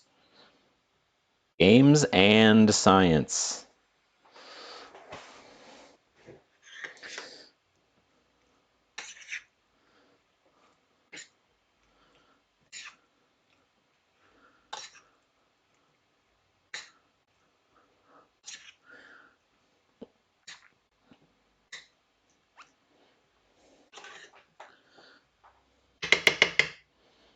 Let's taste this before I commit to saying it's done.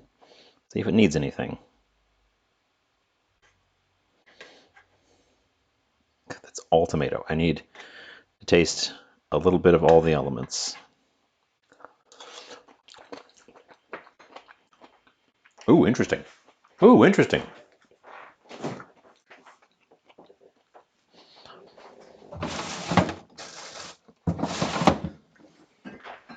I'm going to throw a scallion in there.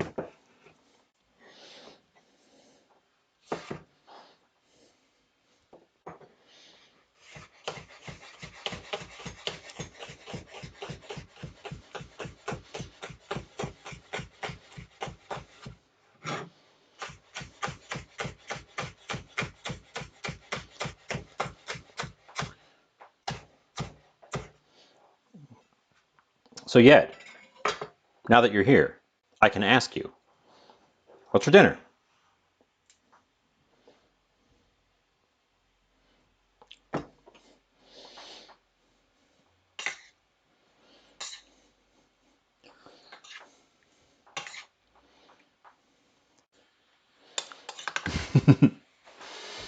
Okay. Okay. Okay. Okay.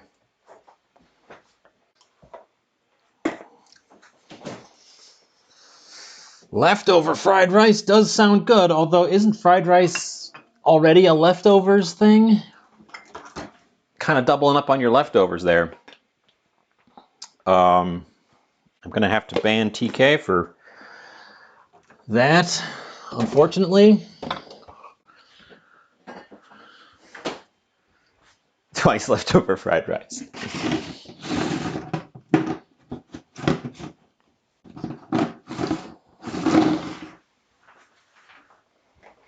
While I'm dealing with extra bits, I will take advantage and put away this extra meat filling immediately.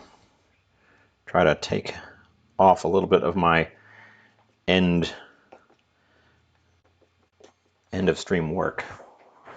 It just occurred to me that this Baja 20th anniversary blast flavor Mountain Dew is actually on theme with our weird not Mexican hybrid food. Huh. How serendipitous.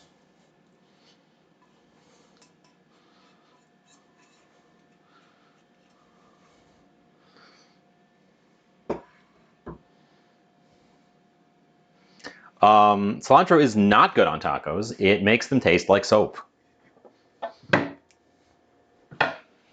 And you know it.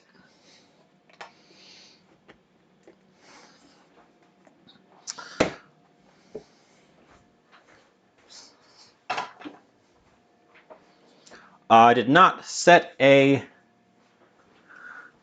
timer.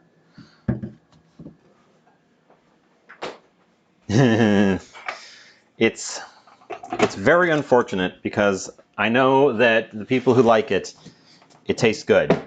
But boy, when you don't like it, it just slices right through whatever you put it in, and that's all you can taste.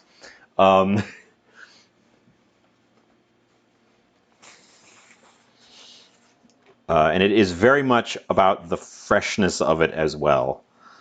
It kind of loses. I've found that it kind of loses its punch after it sits around, but not completely. It never completely goes away. I did not set a timer for the proofing of these guys. They just needed to rest a little bit. They don't need a full like proof. We already did that. We're going to have a minute. I'm just gonna, since we have a minute, several minutes. Do I like olives? I love olives. I know that's another very, very divisive flavor, the flavor of olives. But I love olives. I just open a jar of olives and eat them. The green kind, the black kind. I've got Kalamata. I've got olives cured in olive oil. I rearranged everything, so I don't know where I put them, but I have both of those things somewhere. Every which olive.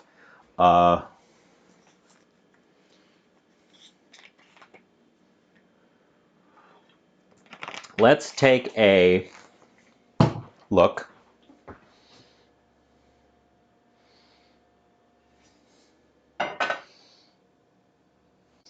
That one might have pulled itself open a little bit. Give that a quick little pinch. Give that a quick little pinch. Oop, this one too. Okay, so a couple of them, some of them have sealed so well that it looks like they're just one piece. So I think we're going to be good.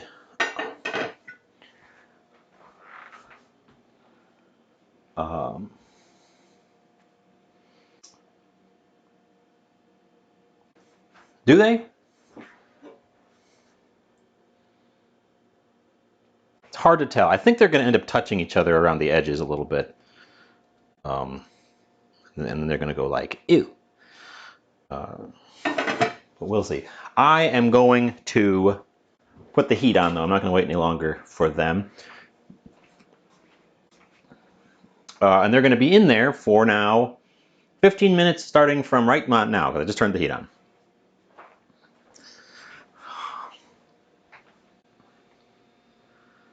We should set an actual timer for that.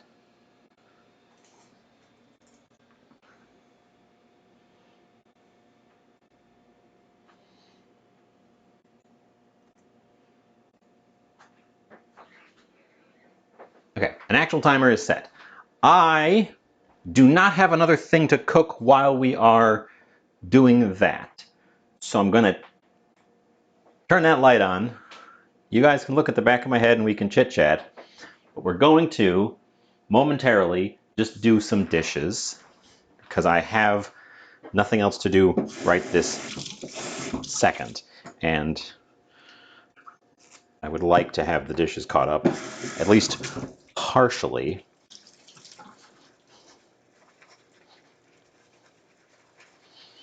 Because it's always a good feeling when I get up in the morning the day after and there's no dishes, because so often I get up in the morning the day after one of these shows and There's sometimes half the dishes are left, and sometimes all of the dishes are left because I just looked at them in the evening and was like, ugh.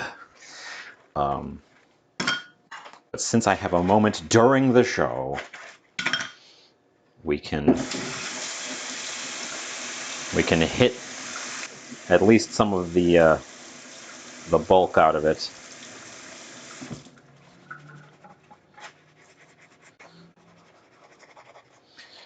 I'm looking forward to these buns, though. They, unless they go through a crazy transformation and start to rupture in there, which is possible, I suppose. I think we're in shape for some really nice buns, and I'm going to keep the dough recipe in mind because it did everything that they describe the dough is supposed to be like, and it did it with very little effort. Compared to some of the recipes I looked up had like a dozen ingredients just for the buns, just for the dough, with like some sesame oil and some sweetened condensed milk and some regular milk and sugar and salt, and one of them had room temperature pork stock or I think that the internet recipe, I feel like they're going off the deep end. I feel like we're reaching a point where in order to make your thing be slightly better, slightly different,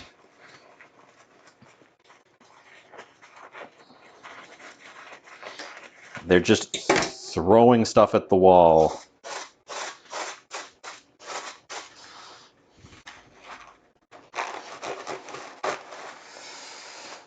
Okay, yeah, that's gonna be. And then I can put some stuff there. Put a little bit of water in it.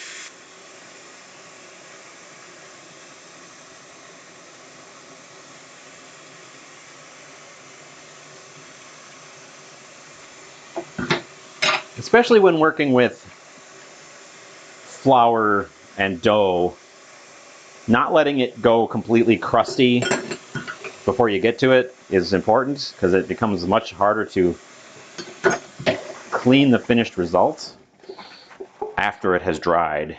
It does not like to rehydrate very well. And you end up having to oftentimes soak things. I hope this isn't too boring to look at the back of my head while I do some dishes.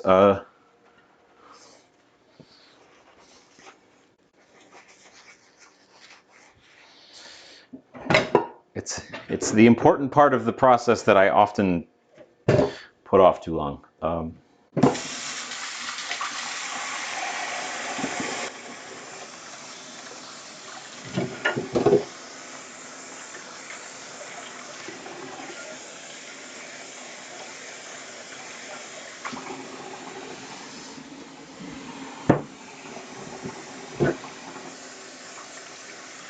Yeah, yeah.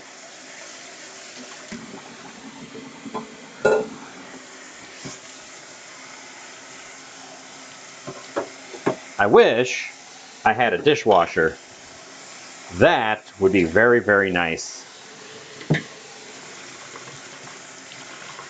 Either the kind of dishwasher that's a person who washes dishes for me, or the kind of dishwasher that's a machine that washes dishes for me.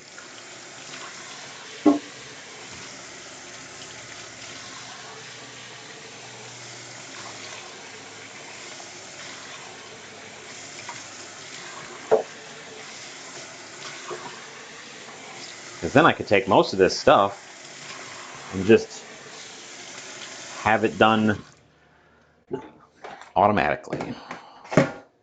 Okay. Much nicer. I want to figure out how to get a camera on that side. The problem is I'd end up tripping over it because I'd have to run the cord. There's a walkway here, so I'd have to run the cord. It'd be a really long cord. Because I've done things over in the sink that I wanted to show off, like washing rice, things that can only be done in the sink.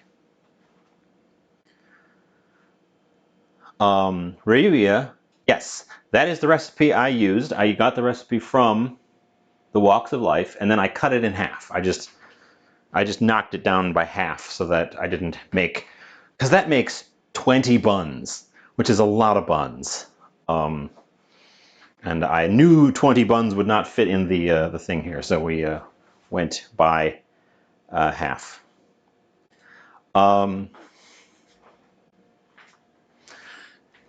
But yeah, unless there's like a Bluetooth camera over there. The other issue is the power. This thing, I come up here, the light above the sink, when I turn it on, it does that to that camera across the way. The outlet that's attached to it only operates when the light is on, though. And when I do that and I give myself a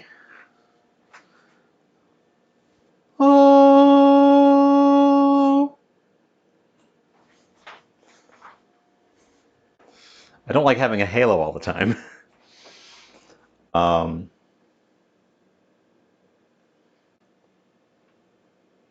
clean I got this partoku.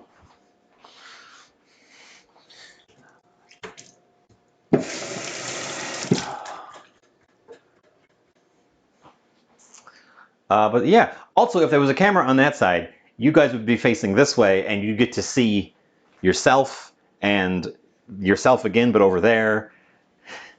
And the wires that run from my station over to the stovetop camera. I've done a good job of keeping the wires out of all of my angles, but trust me, they're all over the place in here.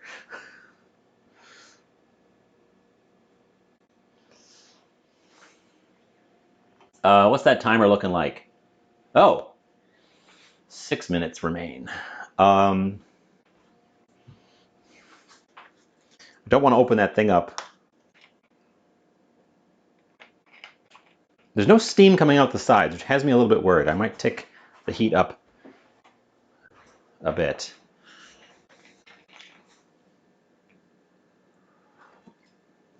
Because the water needs to boil enough to produce steam. There are battery-powered ones. Yes, I could do a battery, and I don't think I would need to do the sink very often. We don't usually do a lot of work over there that needs to be seen.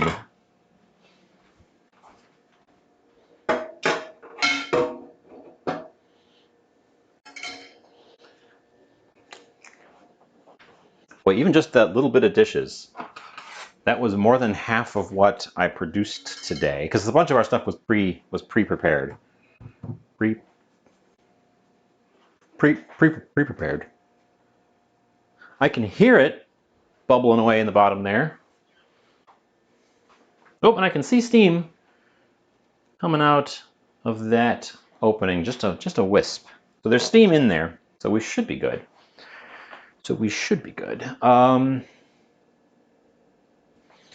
Let me go check on my camera station.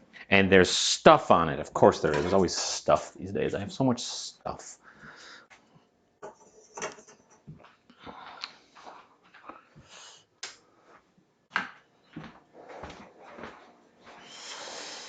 I'm also running into the problem of running out of inputs on my computer. We have one open USB left. How's the batteries looking? Oh, well, that's part of the reason is I had the screen turned on the whole time. Also, I'm a little hesitant to add another battery-powered thing because the battery on this Rode microphone is less than amazing.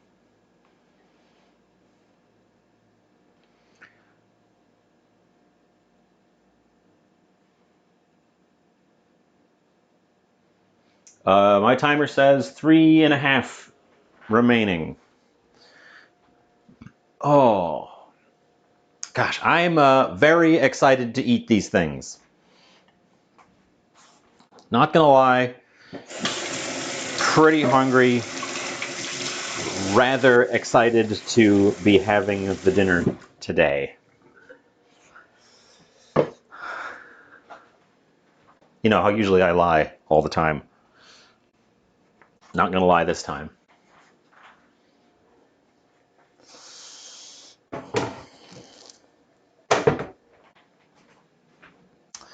Let's.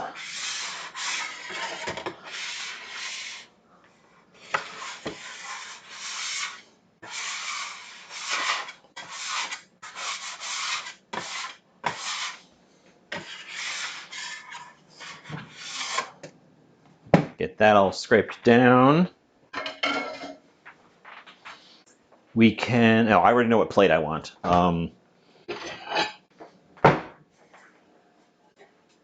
Black circle today. It is the plate of champions.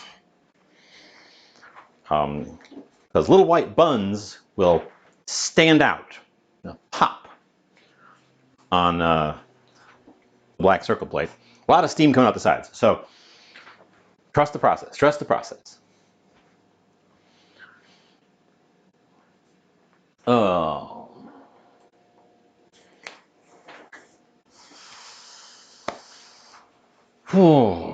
No, the thing I have to clean up is the rest of the juice that's still in the pot, in the magic pot.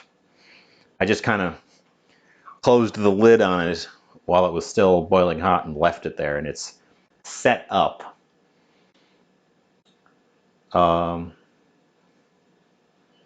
Aside from the bit that I scooped out to juice up our meat here. I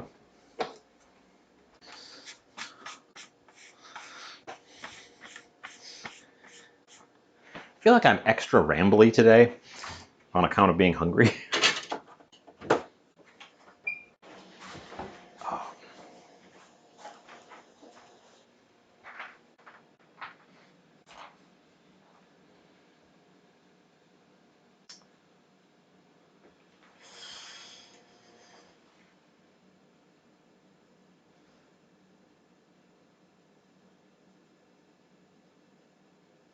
And then we have another 5 minutes after that. So we're 50 seconds. 50 seconds and then the heater goes off and we just let them coast on residual heat.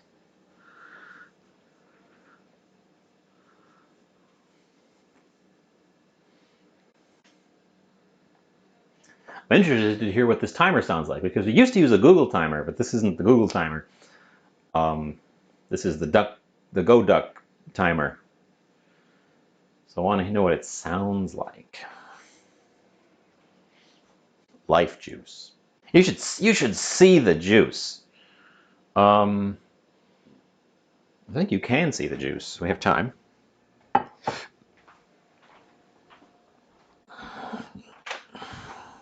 There's a bunch of meat in it too. Whoa, that was a fun sound. Look at this.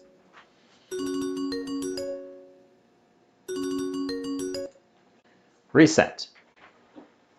Power off. 5 minutes, go. Make something to drink. Well, we already have our Baja Blast.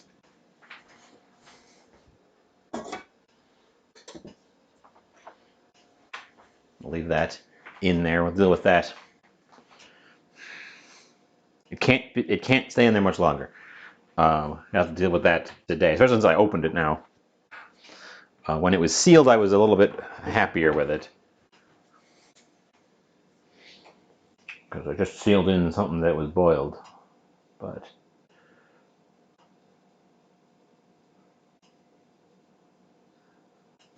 I could make a drink. I never do cocktails. What's a cocktail? I could make a drink with the end of this. So, Isosceles, you say Baja Blast is perfection. Are you familiar with Baja Laguna Lemonade 20th anniversary of Baja Blast edition?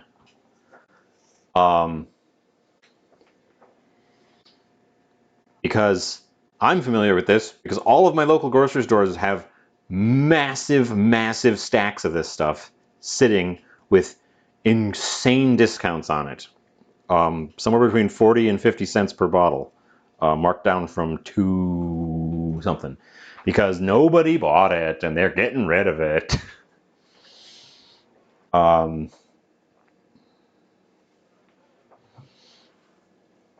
I don't know much about cocktails, so if I just start throwing stuff together in a cocktail, we're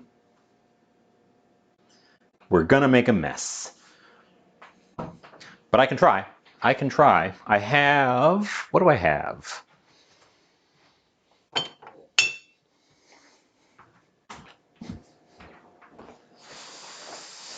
I have a little bit. There's a little bit of tequila.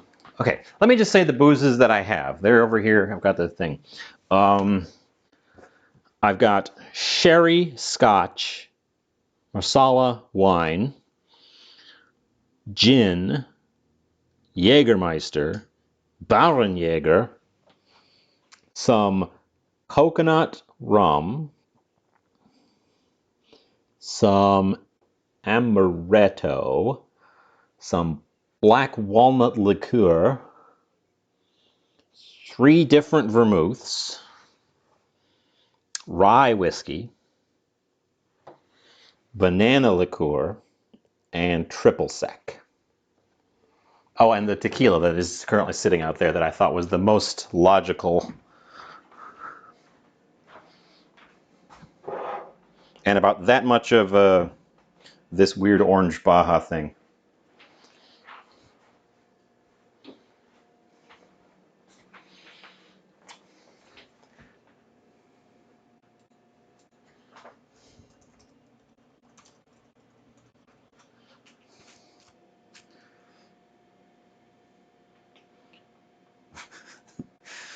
How about 5 important Baja Blast cocktail recipes?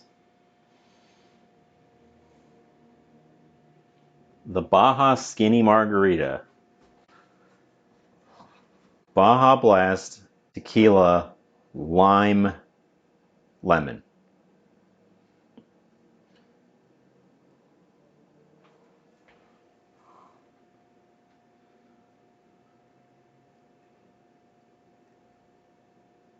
Oh, I've also got the coconut. I do have the coconut.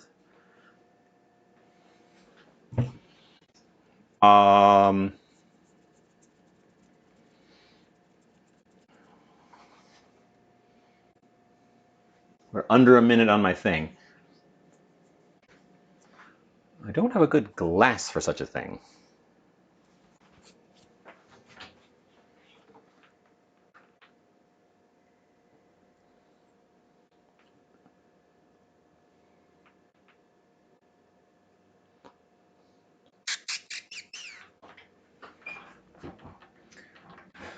Or maybe I do. No, that's not bad glass. We're not even going to entertain that glass. I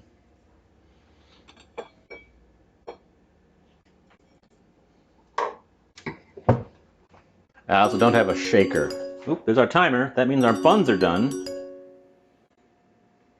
That means our buns are done.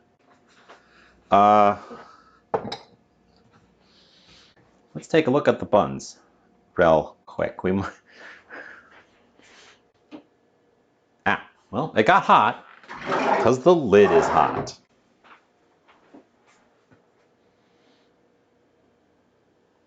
Woo! Look at them go. They did touch each other. They did touch each other. Hopefully they didn't stick real bad.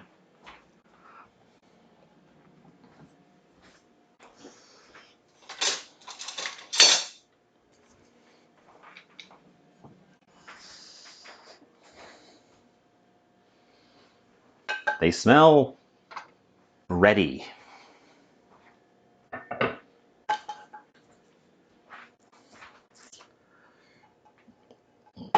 We're going to try to get them out without destroying them. Oh, what am I thinking? What am I thinking? Yes, streamer reveals steamy buns. How lascivious. What am I thinking with trying to get them out of there? The whole thing lifts out.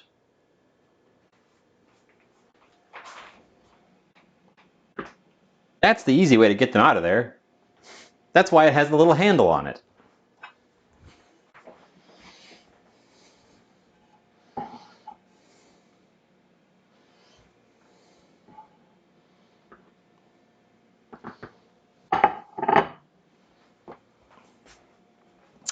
Oh, and that makes getting them off. Oh yeah, and they're not sticking to each other either. They're coming off. They're coming off pretty well.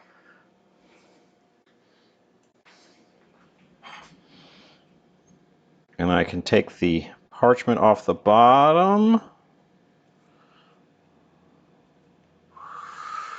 Oop, they stuck to the parchment a little bit, just a little bit. Stuck to the parchment just a smidgen.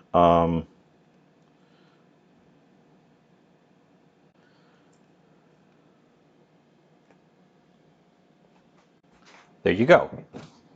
It's a bun.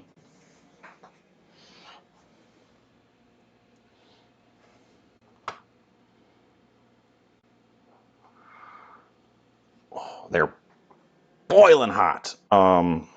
Quite literally.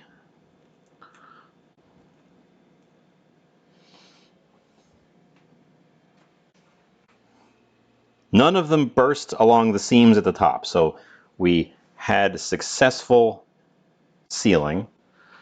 They're actually coming off of the little parchment squares quite well. They didn't stick to each other very much at all. Just a tiny little touch on the edges on a couple of them.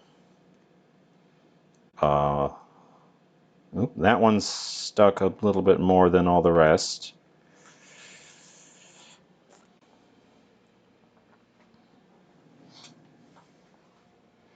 And they didn't pop. Yeah, they're everything is coming up. Millhouse.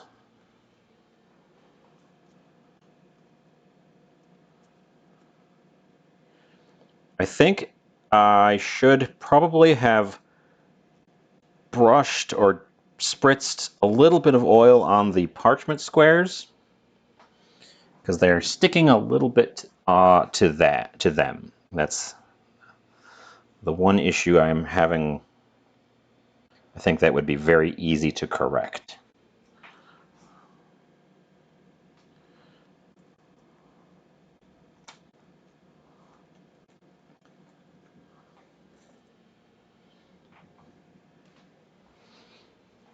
Do I want to make a full pile of them? I kind of want to make a full pile of them.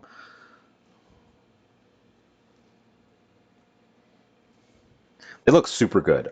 They do. They look super good. I just hope that they're fully cooked through. I know the filling is going to be delicious.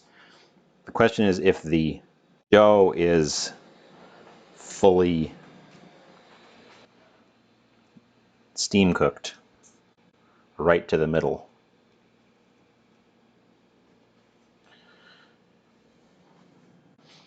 You can arrange them slightly. Okay, this guy stuck a little bit more than the other ones.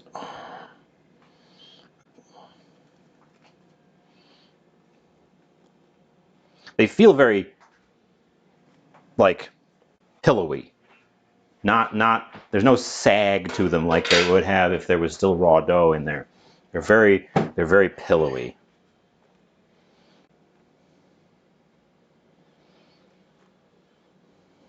And they smell bready, like they're cooked bread. They smell kind of like wet bread.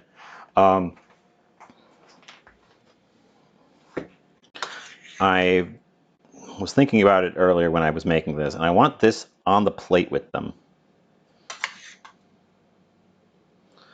So the extra space in the front is going to be for this stuff.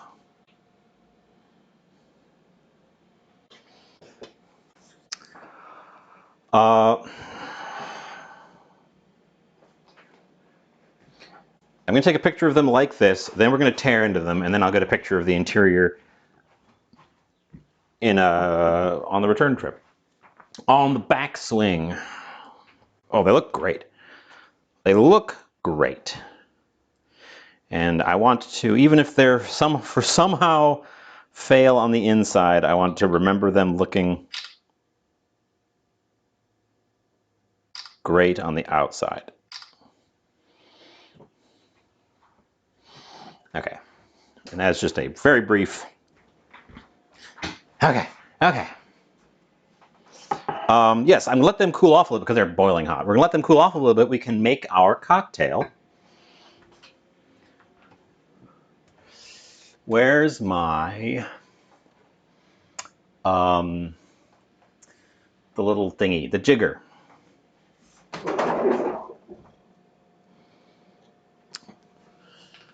I have one somewhere. Haven't used it for a while. I don't mix cocktails real often. There it is. 1 ounce, 1.5 ounce.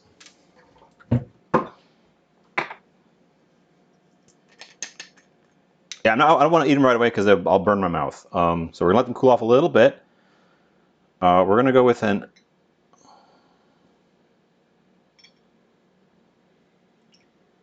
That's good. I want to get rid of this. 1 ounce of tequila. Not a huge fan of tequila, so that's why I have a little itty bitty baby one because I needed it for a specific thing, and now we can get rid of it. Is there a cocktail that's just 3 vermouths? Probably. Actually, one of the 3 vermouths I drink straight, and it's the white vermouth because it tastes like vanilla. It's like vanilla wine. It's so good.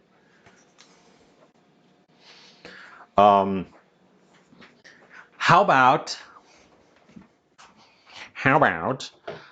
a half of banana, a half of coconut, and then top it off with the Baja stuff and make like a little tropical thingy? Does that sound good to anyone?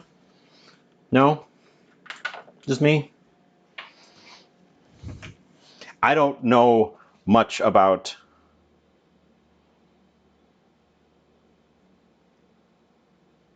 drinks, about mixology. I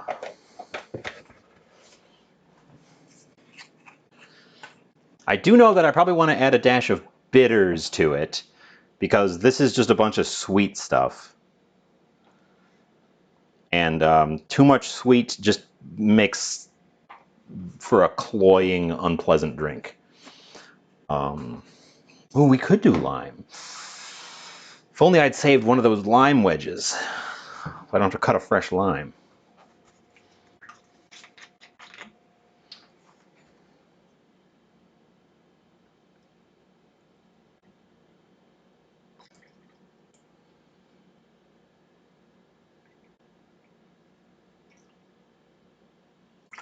Oop, spilled that one a little bit.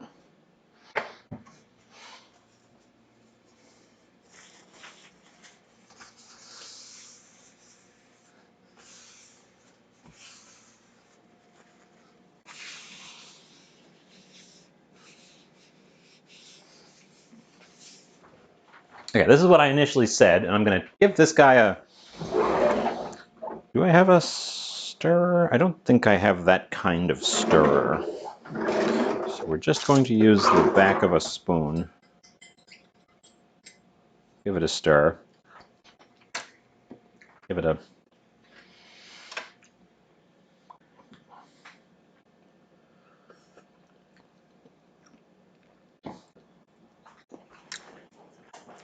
It's very tequila forward. It's very sweet. But there's stuff going on in there.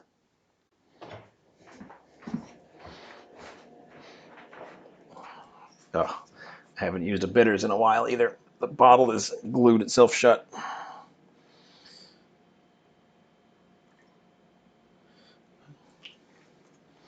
3 dashes of bitters.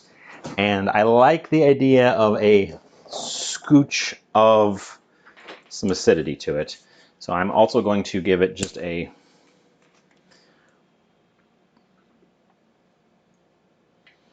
dash of lemon concentrate juice. Well, not reconstituted lemon. Because I don't want to cut a whole fresh lime just for this, although it would be a nice garnish.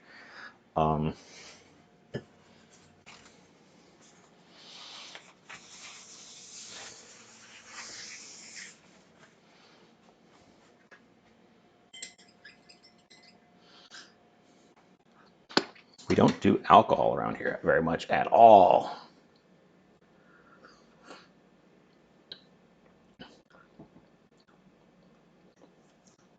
It's a lot better with those non-sweet things added to it. It's still very sweet, but it has a little bit more complexity. I don't have good words to describe alcohols. It gives you a little warm in your belly.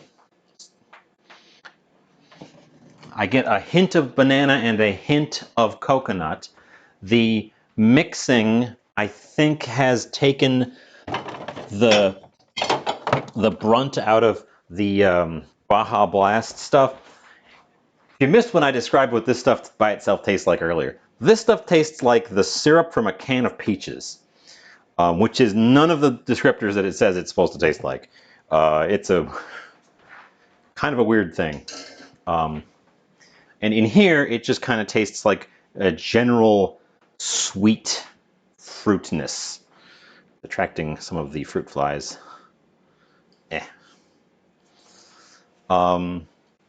I would drink it, probably wouldn't order it at a place. Well, if you like that syrup, look for this flavor that they're clearancing at all of my local grocery stores because nobody bought it, because it tastes just like that peach syrup. These guys, they're still warm, will have cooled down enough to get in there. So let's grab one. Also, Patsy wanted to moisten. I'm debating whether I should moisten with the cocktail. We're going to go with water because I haven't eaten a thing yet, so I don't want to have a big slug of liquor until I've got some food down there. I haven't had my dinner yet, though. I'm on an empty stomach. Fine. I'll do it for Patsy. Hi, Patsy.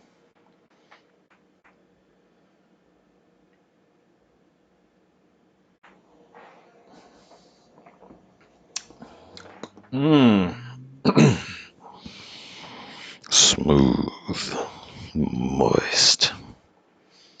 Ugh.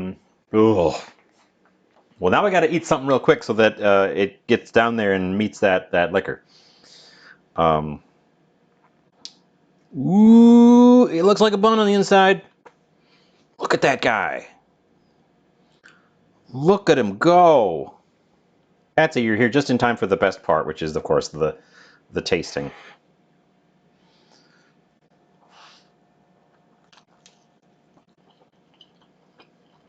Mmm. Mmm. Mmm. Mmm. Oh, the dough is just perfect. It's pillowy. It's like it's like biting through a marshmallow. Mmm. The I wonder if it's better with this. I think having the salad might be the winning combo.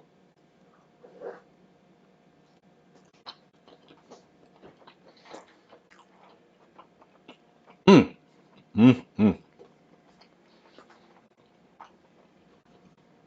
Oh, you want a bun? Here. Here you go. Have a bun.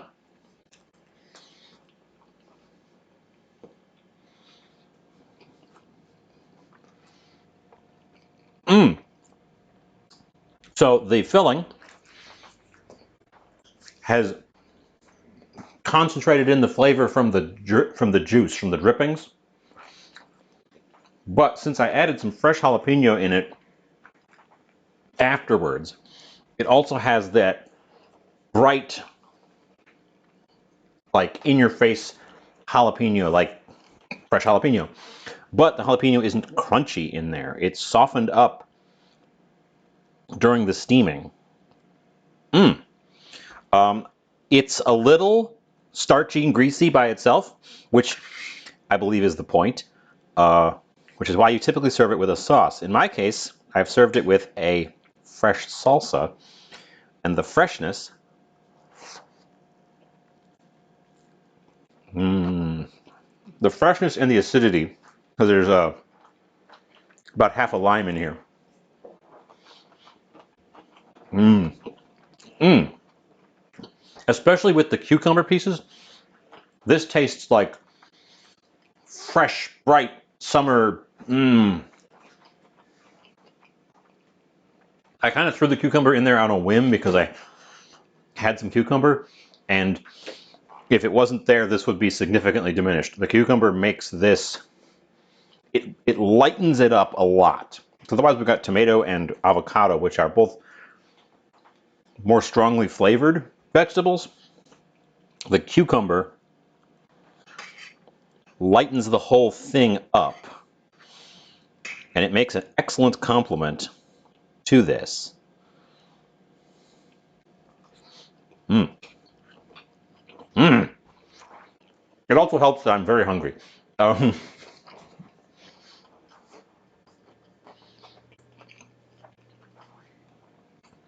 this is my breakfast today.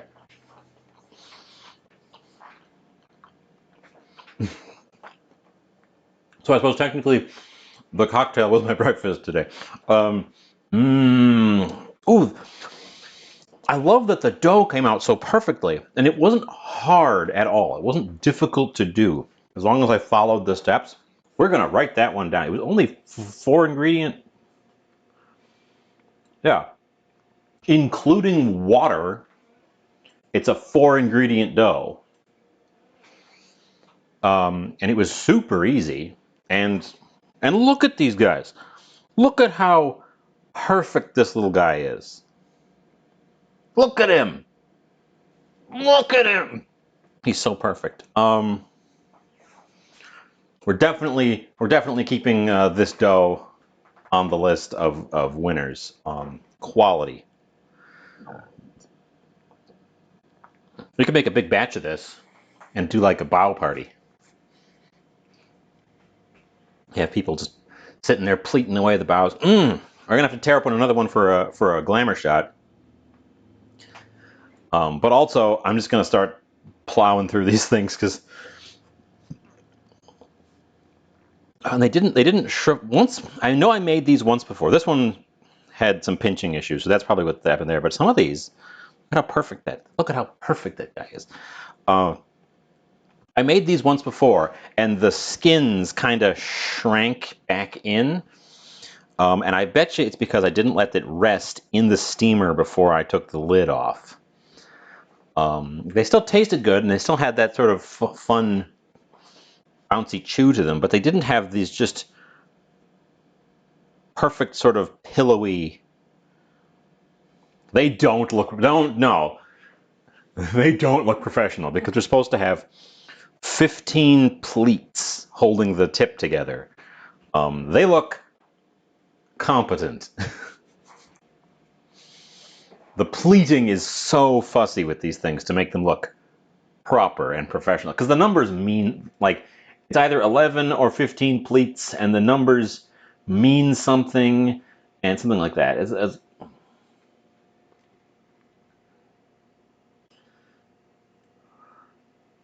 Or is it I don't know.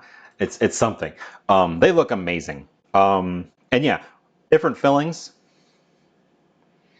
Have a make your own bao. Oh, have a make your own bao party with a bunch of different fillings. Like a pizza party, but with baos. Oh, they look great. Oh, they look so good. I love them, and I'm going to just start crushing this plate as soon as we stop filming. Just start crushing it. I guess that's all I have to talk about with them. We can just tear up another one. We can just tear open another one and keep eating. That one's a little bit underfilled. Okay, so I was inconsistent with my filling. That one's a little bit under compared to that first one. Or rather, the filling squished out to the side. That explains it. The flavors are super nice. I love the little bits of sweet corn. That was something that I discovered last night when we were having the original of all this leftover stuff, taco Fredag, that just some fresh sweet corn in a taco. It's really tasty.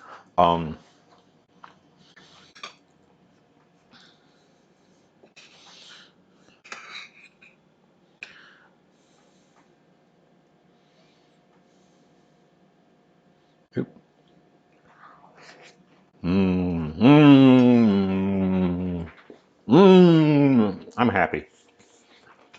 I'm happy.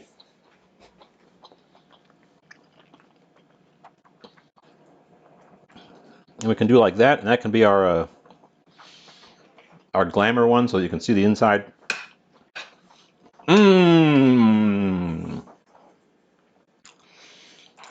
Where did I get the caribou? They just live out in the back alley. I just grabbed one, hauled it in here. They don't even really fight back. You can just sort of pick them up. Weird. Try it sometime. They're probably behind your house. They're behind most houses.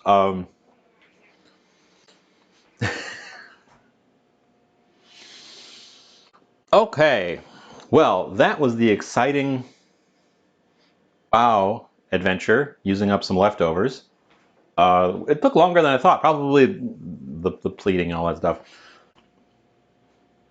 I hope Hecky is still on. Hecky is still on. We're going to raid Hecky. Hecky is cooking today.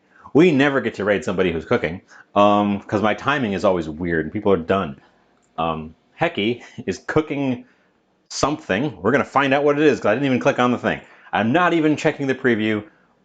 Hecky is making something. So,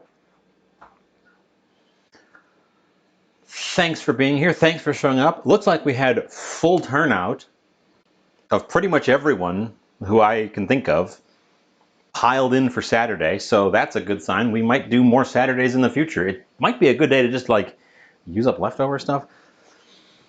Who knows? I'll keep that in mind. Thanks for showing up. I always appreciate it. I love having you here. I'm going to demolish this plate of bao because I am starving. And have a weird little cocktail. Also, happy June. It is June, which is Pride Month, right? I lose track. Yeah, great.